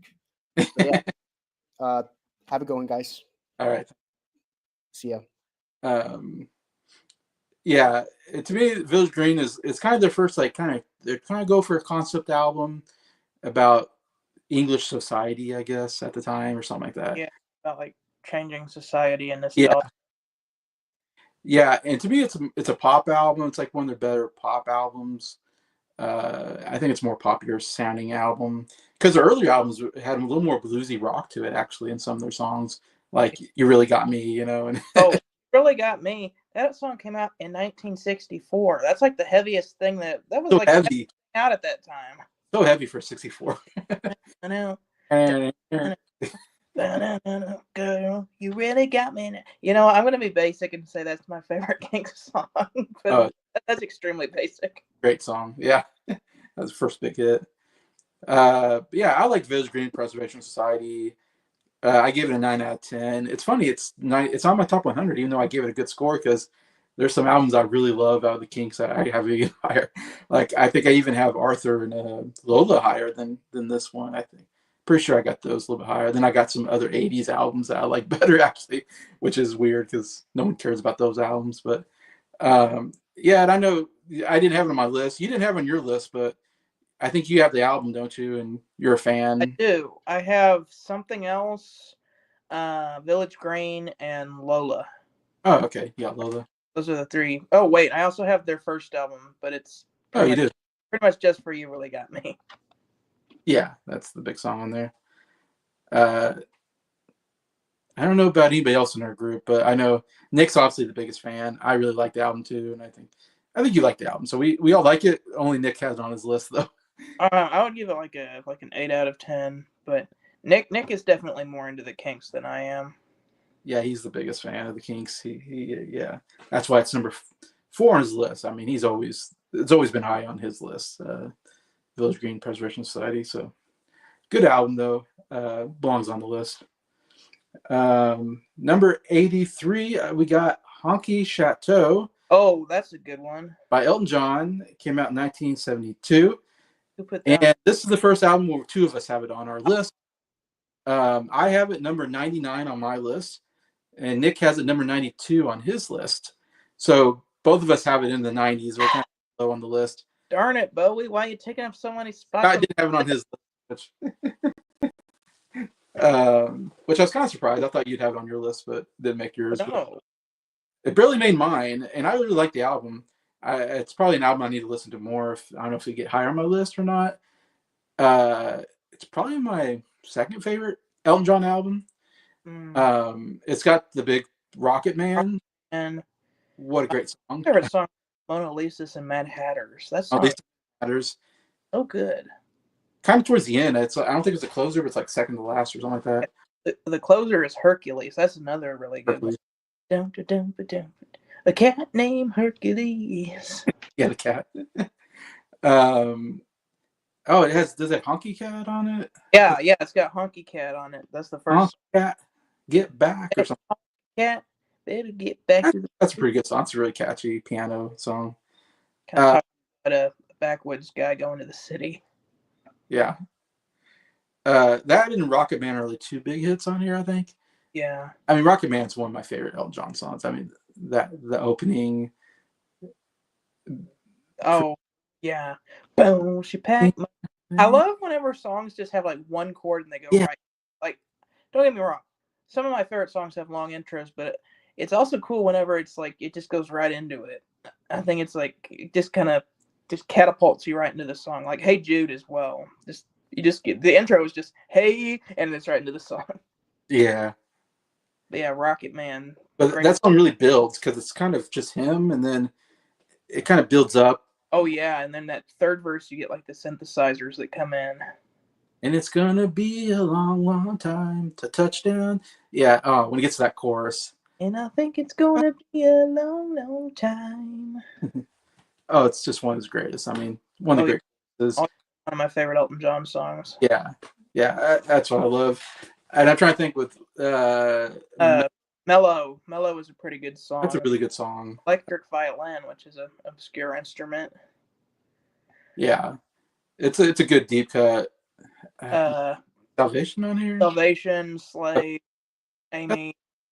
Those are good songs. It's got a lot of good deep cuts and yeah, 2 big hits. A lot of great deep cuts, including like you said, the Mad Hatters. The Mad Hatters. Yeah, I hear a lot of people love that song though. Every time I hear Bernie Taupin's first impression of New York City, kind of painted out in song. But it's not a big hit, but I hear a lot of people love that song. So amongst people that know Elton John, so it's like one of those big songs that wasn't a hit, but people love it. those early Elton John records are just something else. Other than I'm not too big on Tumbleweed Connection, but favorite so far. It had like 2 songs I liked on it, but all those other ones, his self-titled one, Madman Across the Water, Honky Chateau, Don't Shoot Me, I'm Only the Piano Player, Yellow Brick Road. You know, those ones are so good. Yeah, so this is a great Elton John pop album. I think one of his best. At number 83 on the list. All right, this is one I really need you for this one.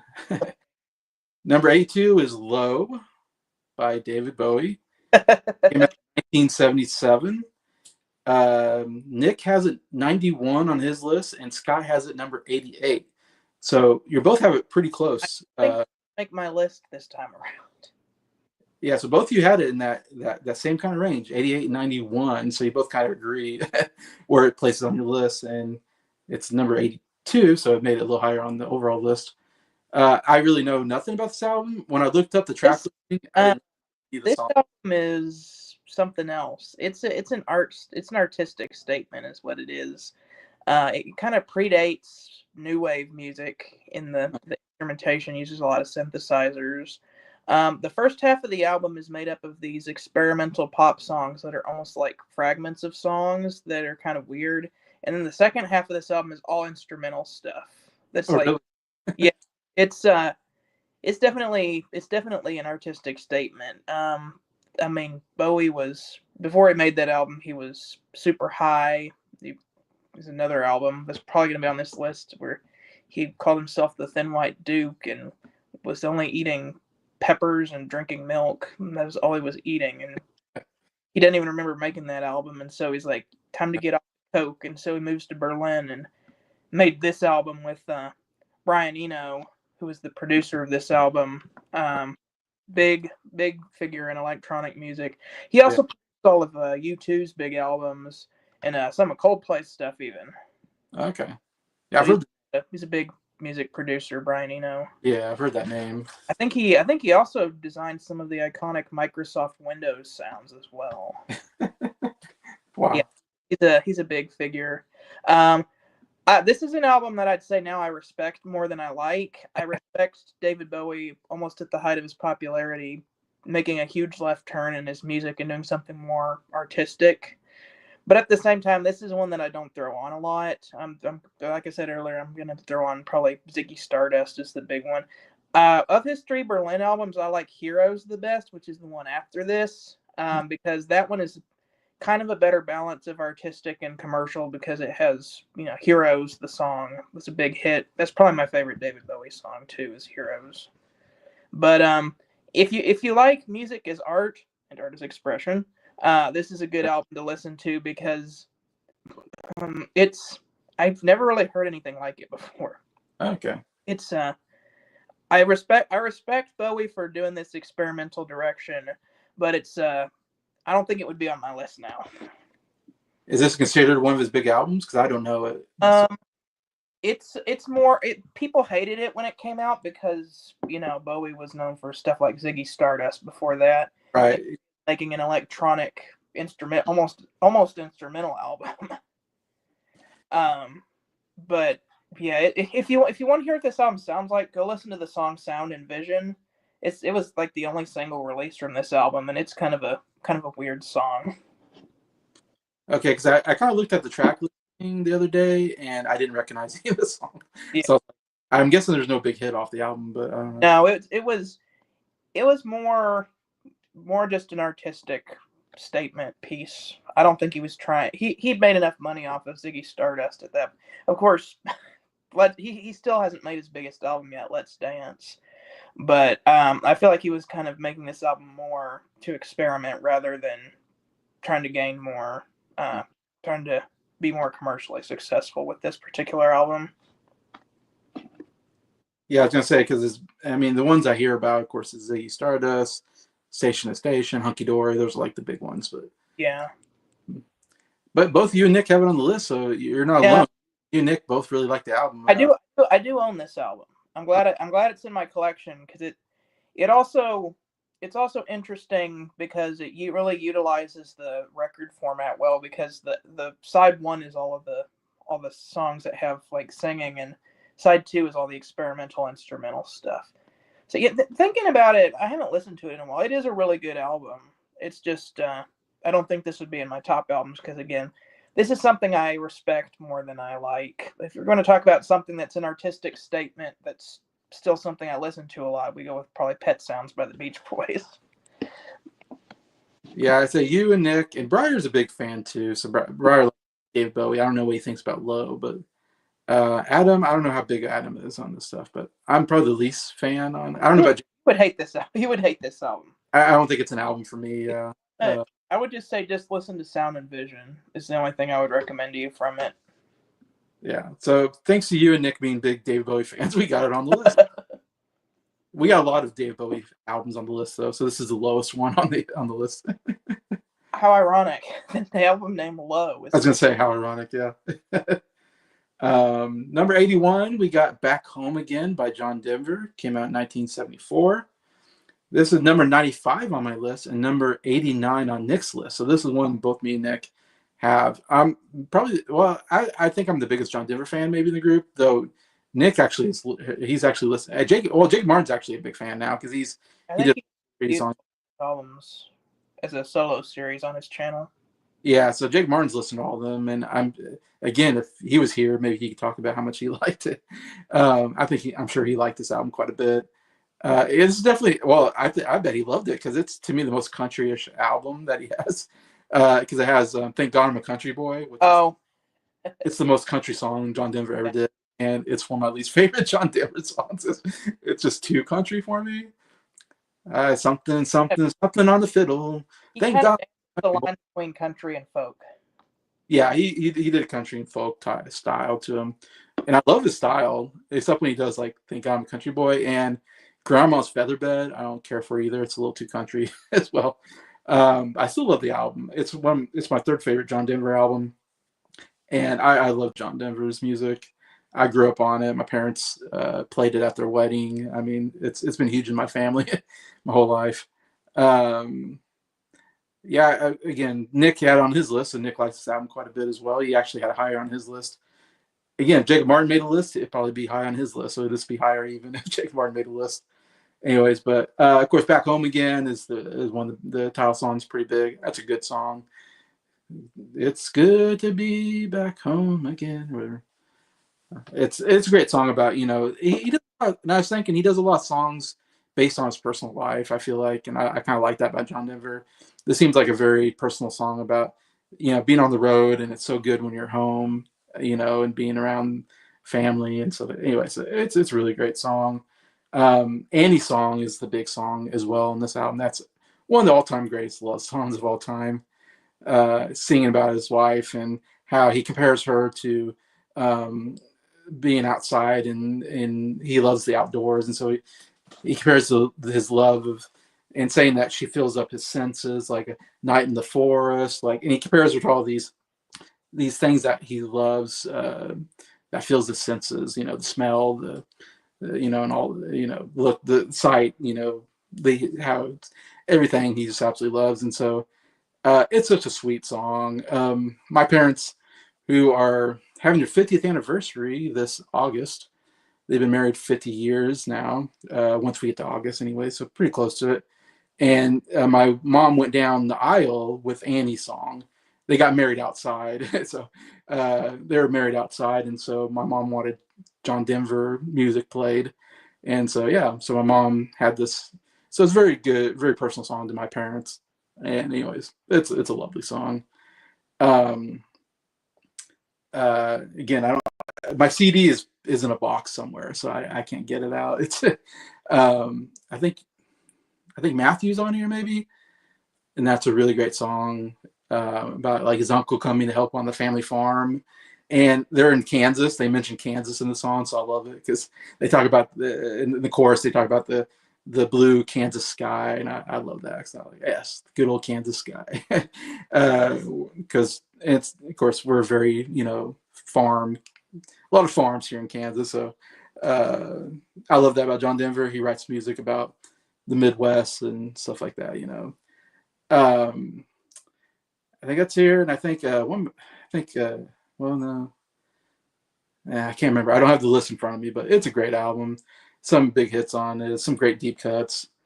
Yeah, great John Denver album. Definitely, again, my three top favorite albums of his. I highly recommend it. I think anybody would love his top three albums. My favorite albums of his, anyways. And again, it's funny. Nick and Jacob probably they've listened to I haven't listened to all his albums, and I think Nick and Jacob have, so they know even more about it than I do probably. I mostly just concentrated on the early 70s is my favorite period. Anyways, but yeah. So back home again here at number 81. Number 80, we're going back to David Bowie, and this is Aladdin Sane, which came out in 1973. And Nick had this number 96 on his list.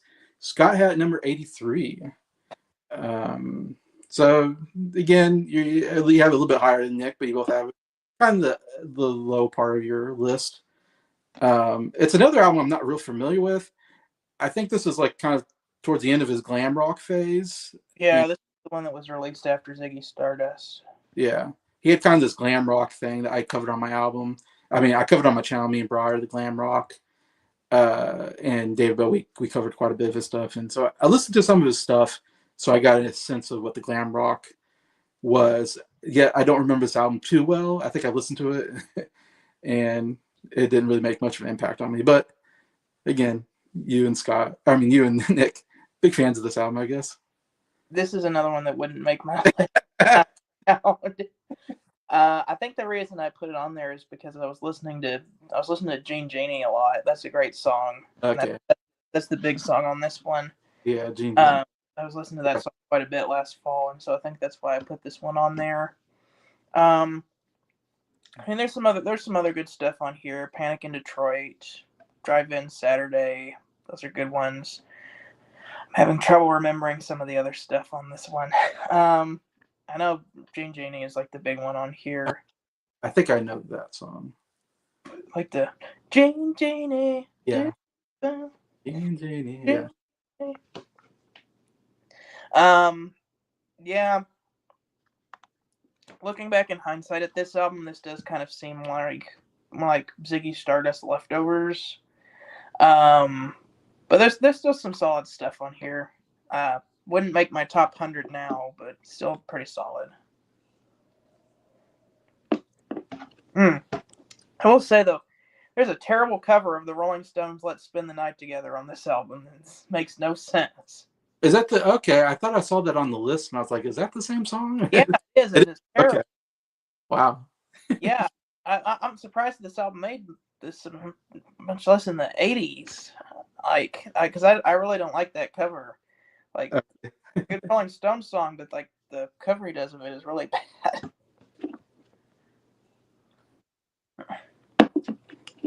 All right. Yeah, I don't have much to say on it.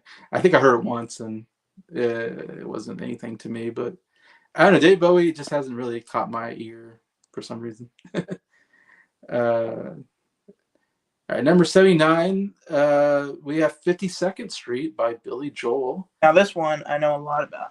This came out in 1978. And this is the first album me and you had on our list.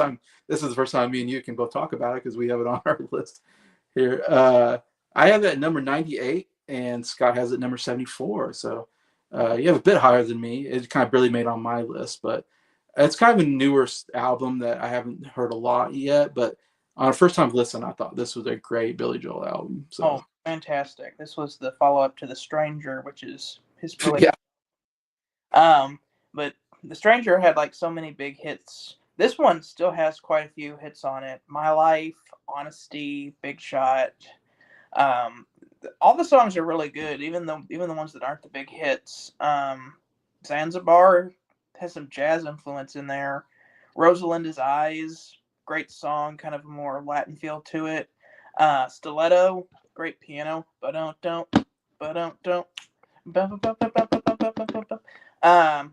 The song 52nd Street has, again, more of like the jazz feel to it. Half a Mile Away, that's a cool song with some cool horns on it.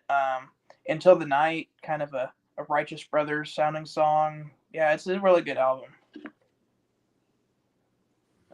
Yeah, I think it's my, well, it's probably my, well, I didn't listen to Cold Harbor.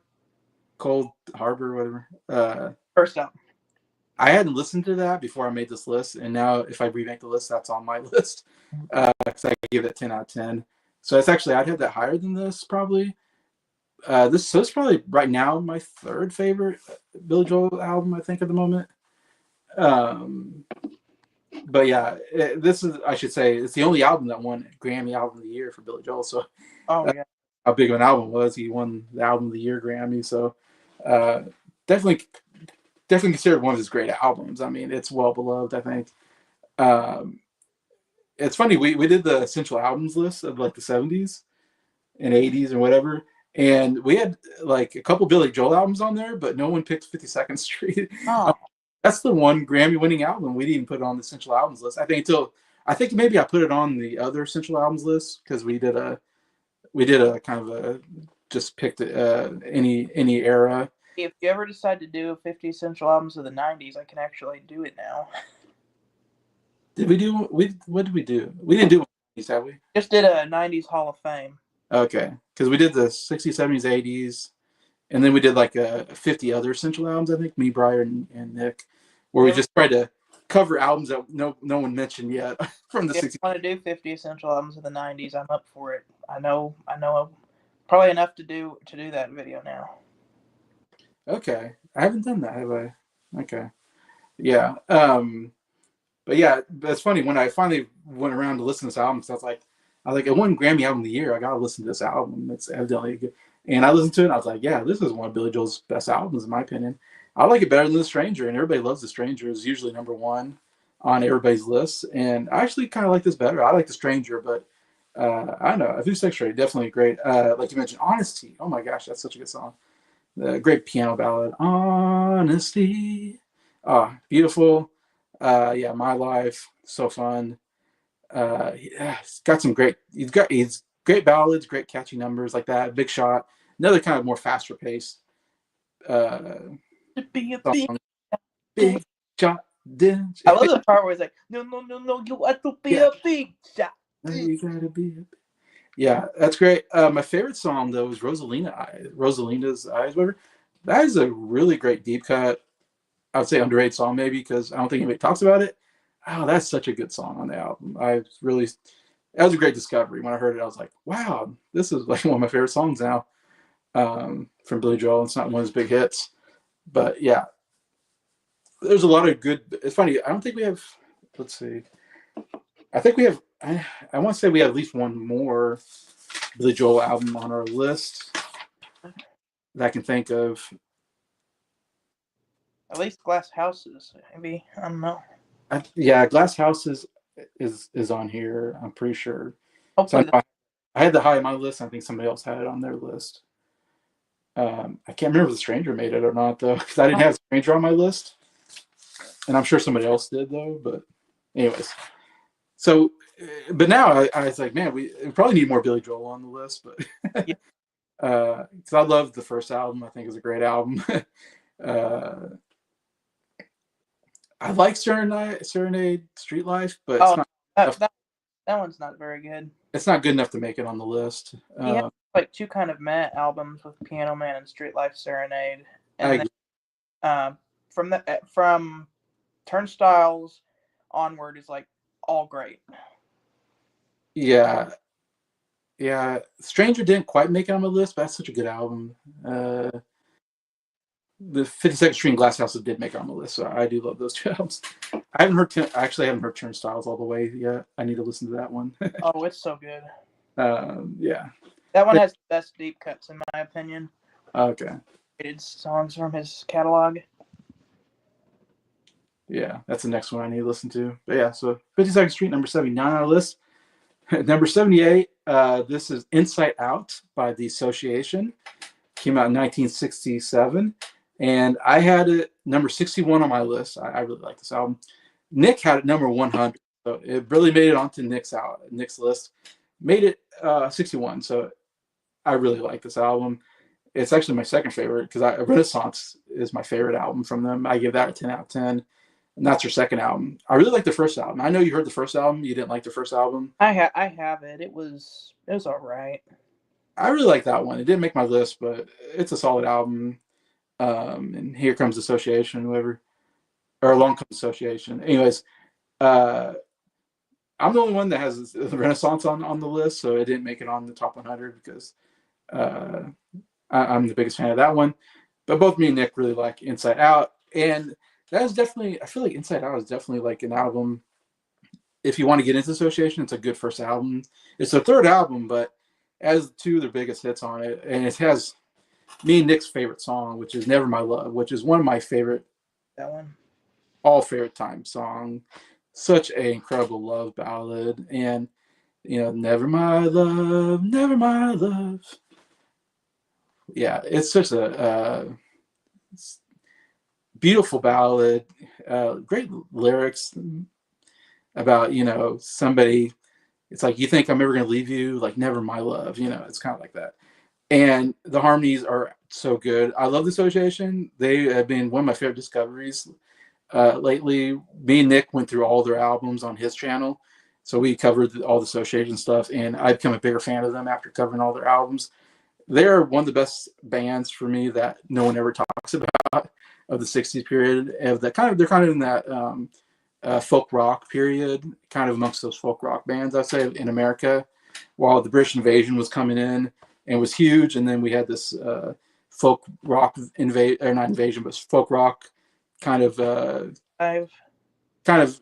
counterpoint to the British invasion coming in. All the Americans are like, hey, how about us? We got stuff. And so, but I really think if you like harmonies, in my opinion, if you like harmonies, the Association is one of the best bands for harmonies. Like, I put them up there with the Beatles, Beach Boys, Crosby, Stills, Nash, whatever you want to say. Their harmonies are out of this world. And there's like 6 members or something. It's quite a bit. It's a pretty big band, and like 4 or 5 of the members all can write and sing. So it's one of the, in my opinion, what I love about the band is like, you have multiple guys that can lead sing. You have multiple guys that can write songs. So it's got a pretty good variety of people. Anyways, but yeah, Never My Love is the best song on here, I think. And then Windy is the other big hit on here, I believe. And that is a really good song too. It's super catchy, It's one of the more upbeat songs that they do. Like I said, they do ballads really well. They do pop songs really well. I don't think they do rock songs. Every once in a while they try to do a rock song, and it's not as good. I'm like, just stick with the pop and the ballads. Those are really good for you. Anyways, but yeah, Wendy, everyone knows it's Wendy. Boom, boom, boom, boom. And Wendy is, yeah, it's super catchy. Great chorus. Those two, but even the deep cuts I think are really good on this album. I don't have the album in front of me, but I think Another Time, Another Place is a great song. It's one of my favorite of theirs. Happiness is such a upbeat song. It's called Happiness Is, and it's like a happy song. It's like, it makes you happy. Happiness is, da-da. It's like this really good like bubblegum pop kind of song. But overall, excellent pop. I would say excellent like pop album. Even though I say it's like folk rock style, but yeah, it's a little more poppier than like maybe some of the other stuff like the Byrds and stuff like that. But anyways, Yeah, absolutely love this album, Inside Out. Um, Made it on both me and Nick's list anyway. So it's number 78. Number 77, we got another George Harrison. The only two George Harrison albums, and here's the second one, and that is Cloud Nine, which is in 1987. This is actually his last album he made before he died, and then the album came out, Brainwash, and it came out after he died. And he didn't die until like 2000, I want to say, or something like that. So he didn't make another album for like a long time, if I remember right. He kind of went through. He wasn't as prolific as like Paul McCartney was, let's say. Or, Ringo has like 1,000,000 albums. Yeah, and John Lennon, he wasn't super prolific either because he went a couple of years where he didn't do anything either. And then right before he died, he's like, "Hey, I'm gonna get back into music," and then he died. And George, though, I don't know why he wasn't like super prolific. He was at the beginning, I think, in the 70s, and then he kind of took off. And then, like I said, after like 87, he really like side projects. He had the Traveling Wilburys. Yeah, right around the same time. He also had like Traveling Wilburys project, a group making an album.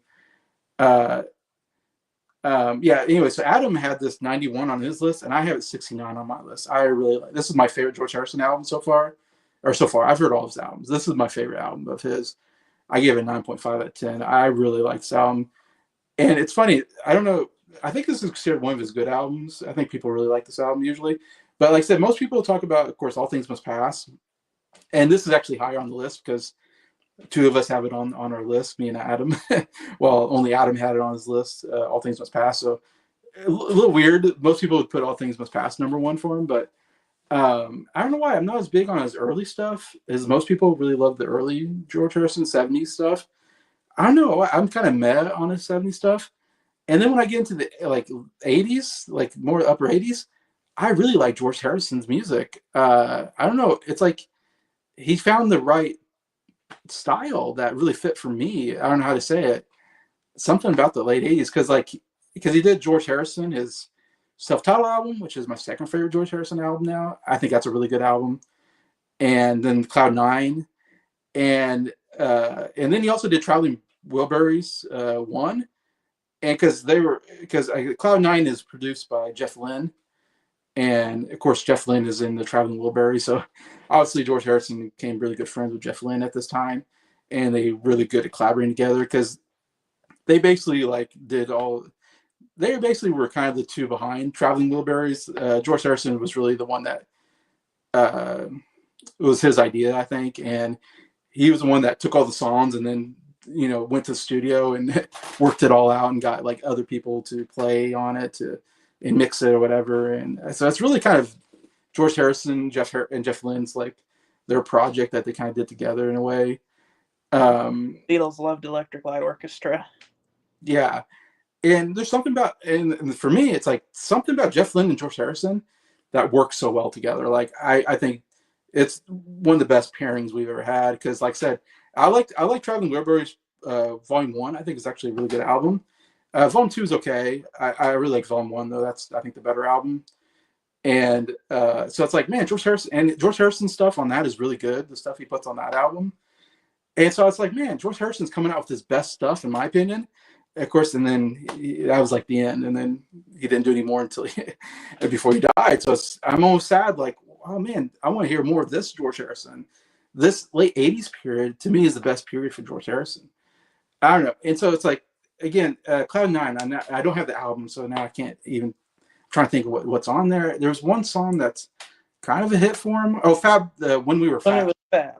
That's a good song. It's fairly well known it's not, I don't know, I wouldn't say it's a huge hit, but if you know George Harrison, that's a pretty big song for him. It's kind of cool because he was kind of a Beatle that really kind of somewhat bitter about the Beatles because he felt like he kind of got short shafted. I feel like there's some bitterness about the Beatles, and when and especially between him and Paul seemed to like have a falling out. And so it's kind of cool that we get a song about talking about when we were Fab, so song about being in the Beatles kind of. So that's really cool. I love the music video to it too, where he's like yes Pepper costume. And there's like cameos from like Elton John and Jeff Lynne in the video. Yeah, I kind of remember that. Yeah, the video. I want to say there's another song that was kind of a hit for him on there. I'm trying to think I now. got my mindset. Yes, got my mindset on you. Oh, another great song from him. I think it's a cover song, I want to say. But it's one of those songs where the cover passed the original. But the cover is so good that, it's almost like this song. Yeah, so those two songs are really good. And then, but it's overall, I don't know what more to say except that I don't have the album, so I can't talk too much about it except to say that, I don't know, it's just a great, I think George Harrison sounds great on it. And it's just a great like mixture of pop and rock, I guess, or something that really fit him. And Jeff Lynne, really great producer, because Jeff Lynne was doing like Tom Petty's albums and George Harrison and the Wilbury. I mean, Jeff Lynne was just so good at this period, I think, as far as producing albums. Anyway, Yeah, after ELO kind of fell out, yeah, he was like the end producer. If John Lennon hadn't have died, I bet you that the Beatles have made an album. I think so. Several of them in the '80s, and Yeah, in the '80s, Jeff Lynne would have been the producer. probably. They all respected Jeff Lynne, I think, if I remember right. Yeah, John Lennon called him. They called ELO "Sons of the Beatles." Yeah. All of the Harrison, obviously, McCartney. Yeah, I think all of them liked Electric Light Orchestra. They said that they kind of sound like what they think the Beatles would have sounded like if they had have continued on. Yeah, exactly. So, anyway, so yeah, Cloud Nine, both on me and Adam's list. Anyways, all right, the last album I'm going to talk about on this live stream, number 76 on our list, is Blood on the Tracks by Bob Dylan, and this came out in '75. And Adam had it number 70 on his list. I have it number 87 on my list. So this is one that me and Adam both agreed on being on the list, anyways. And so, of course, Bob Dylan had the '60s folk period and then the folk rock period in that period. And that his bigger album, like that's kind of his big period, you know, the '64 to '68 or whatever. When he had my two favorite, of course, are the times they are changing and No Side Bob Dylan. Of course, he had Freewheelin' also right before that, which was a good album and a big album for him. And then he got the Highway 61 Revisited, which like changed his whole style, and then Blonde on Blonde as well. So those are like the big ones. So it's interesting that we get Blood on the Tracks so much later. I mean, it's all '75, and then because to me, I don't know, the albums after Blonde on Blonde, I'm not huge on when it comes to Bob Dylan. I don't know why. I don't know, he lost some of his magical touch or something. But then Blood on the Tracks, I really like this album. It's probably my third maybe favorite Bob Dylan album right now. I would say. And I have the album. I got the CD. It's in a box somewhere. But you got "Shelter from the Storm," one of my all-time favorite Bob Dylan songs on this album. It's so good. I just love how he "Shelter from the Storm," how like every line ends with "Shelter from the Storm." So good. I don't know if it's a big hit, but it was. I think it might have been. I think definitely if you're a Bob Dylan fan, it's a big one. "Tangled Up in Blue" is kind of a big hit for him. It's a really good song. It's like the opener of the album. "Tangled Up in Blue." It's super catchy. But it's overall a lot of great songs on here. A lot of good deep cuts. I don't have the album, so I'm trying to think of what songs are on here. "If You See Her Say Hello," really good song. They kind of say this is kind of the Bob Dylan song where he was going through a divorce, so it's considered like his album about his ex-wife, and because a lot of the songs are kind of about maybe breakups and stuff like that. Though Bob Dylan says it's not about that. But then his son Jacob Dylan says it sounds like it's. I think the song's about my parents breaking up. But there's a song called like something something in the Jack of Hearts. I really like that song. It's a great deep cut on the album. "Buckets of Rain" is pretty catchy. Buckets of rain, buckets of rain. It's like, what are we talking about here? But it's catchy. But yeah, this is definitely one of his big albums, though. I know a lot of Bob Dylan fans love this album. It's one of those that's going to be on like Rolling Stones, best albums or something like that. Anyways, yeah, I don't know if you have any thoughts, Scott. I've actually never heard it. Oh, you haven't heard it? Oh Oh my gosh. I've heard his 60s. I've heard it's 60s. all of his. I've heard all his 60s stuff, but that's about it. Okay. Well, to me, this is his best out of the 70s period. His biggest one that most people would say. It's one of his big albums, anyways. Like I said, Tango Blue is definitely the big song on here, and Shelter from the Storm. No, Blood on the Tracks, and what's the 90s one? Time Out of Mind. Those are like right. big later period album. I don't know if it's a comeback. Kind of like comeback. I don't know. It's like, yeah, late, really late. Yeah, in the 90s. Because again, I don't know much about Bob Dylan after this. Because he went through like a Christian period where he became a Christian and he did like 3 Christian albums or something like that. I know that. Or Desire, that came right before this, I think. Desire, which is it's got some good stuff on there as well. Oh, yeah. So yeah. Anyways. Yeah, I think it's an absolutely excellent album. I think Briar's a big fan of this album too. If he was here, you could say more about it. Again, Adam had on his list. Nick, I don't know. Nick likes Bob Dylan, so he might know more about this album as well. But yeah, again, I'm trying to think. There's definitely going to be one other Bob Dylan on the big Bob Dylan album is definitely going to be on here, higher on the list. But that might be the only 2 Bob Dylan albums we have on the list. Now think about it. Our group's not huge Bob Dylan. I don't think we talk about Bob Dylan a lot. We're fans, I think. We're not like massive Bob Dylan fans, but we're like. I've got Free Will and Bob Dylan. I've got what's the one? Bringing It All Back Home. I've got Highway 60. Yeah. Blonde on Blonde. Okay, so I have a few records.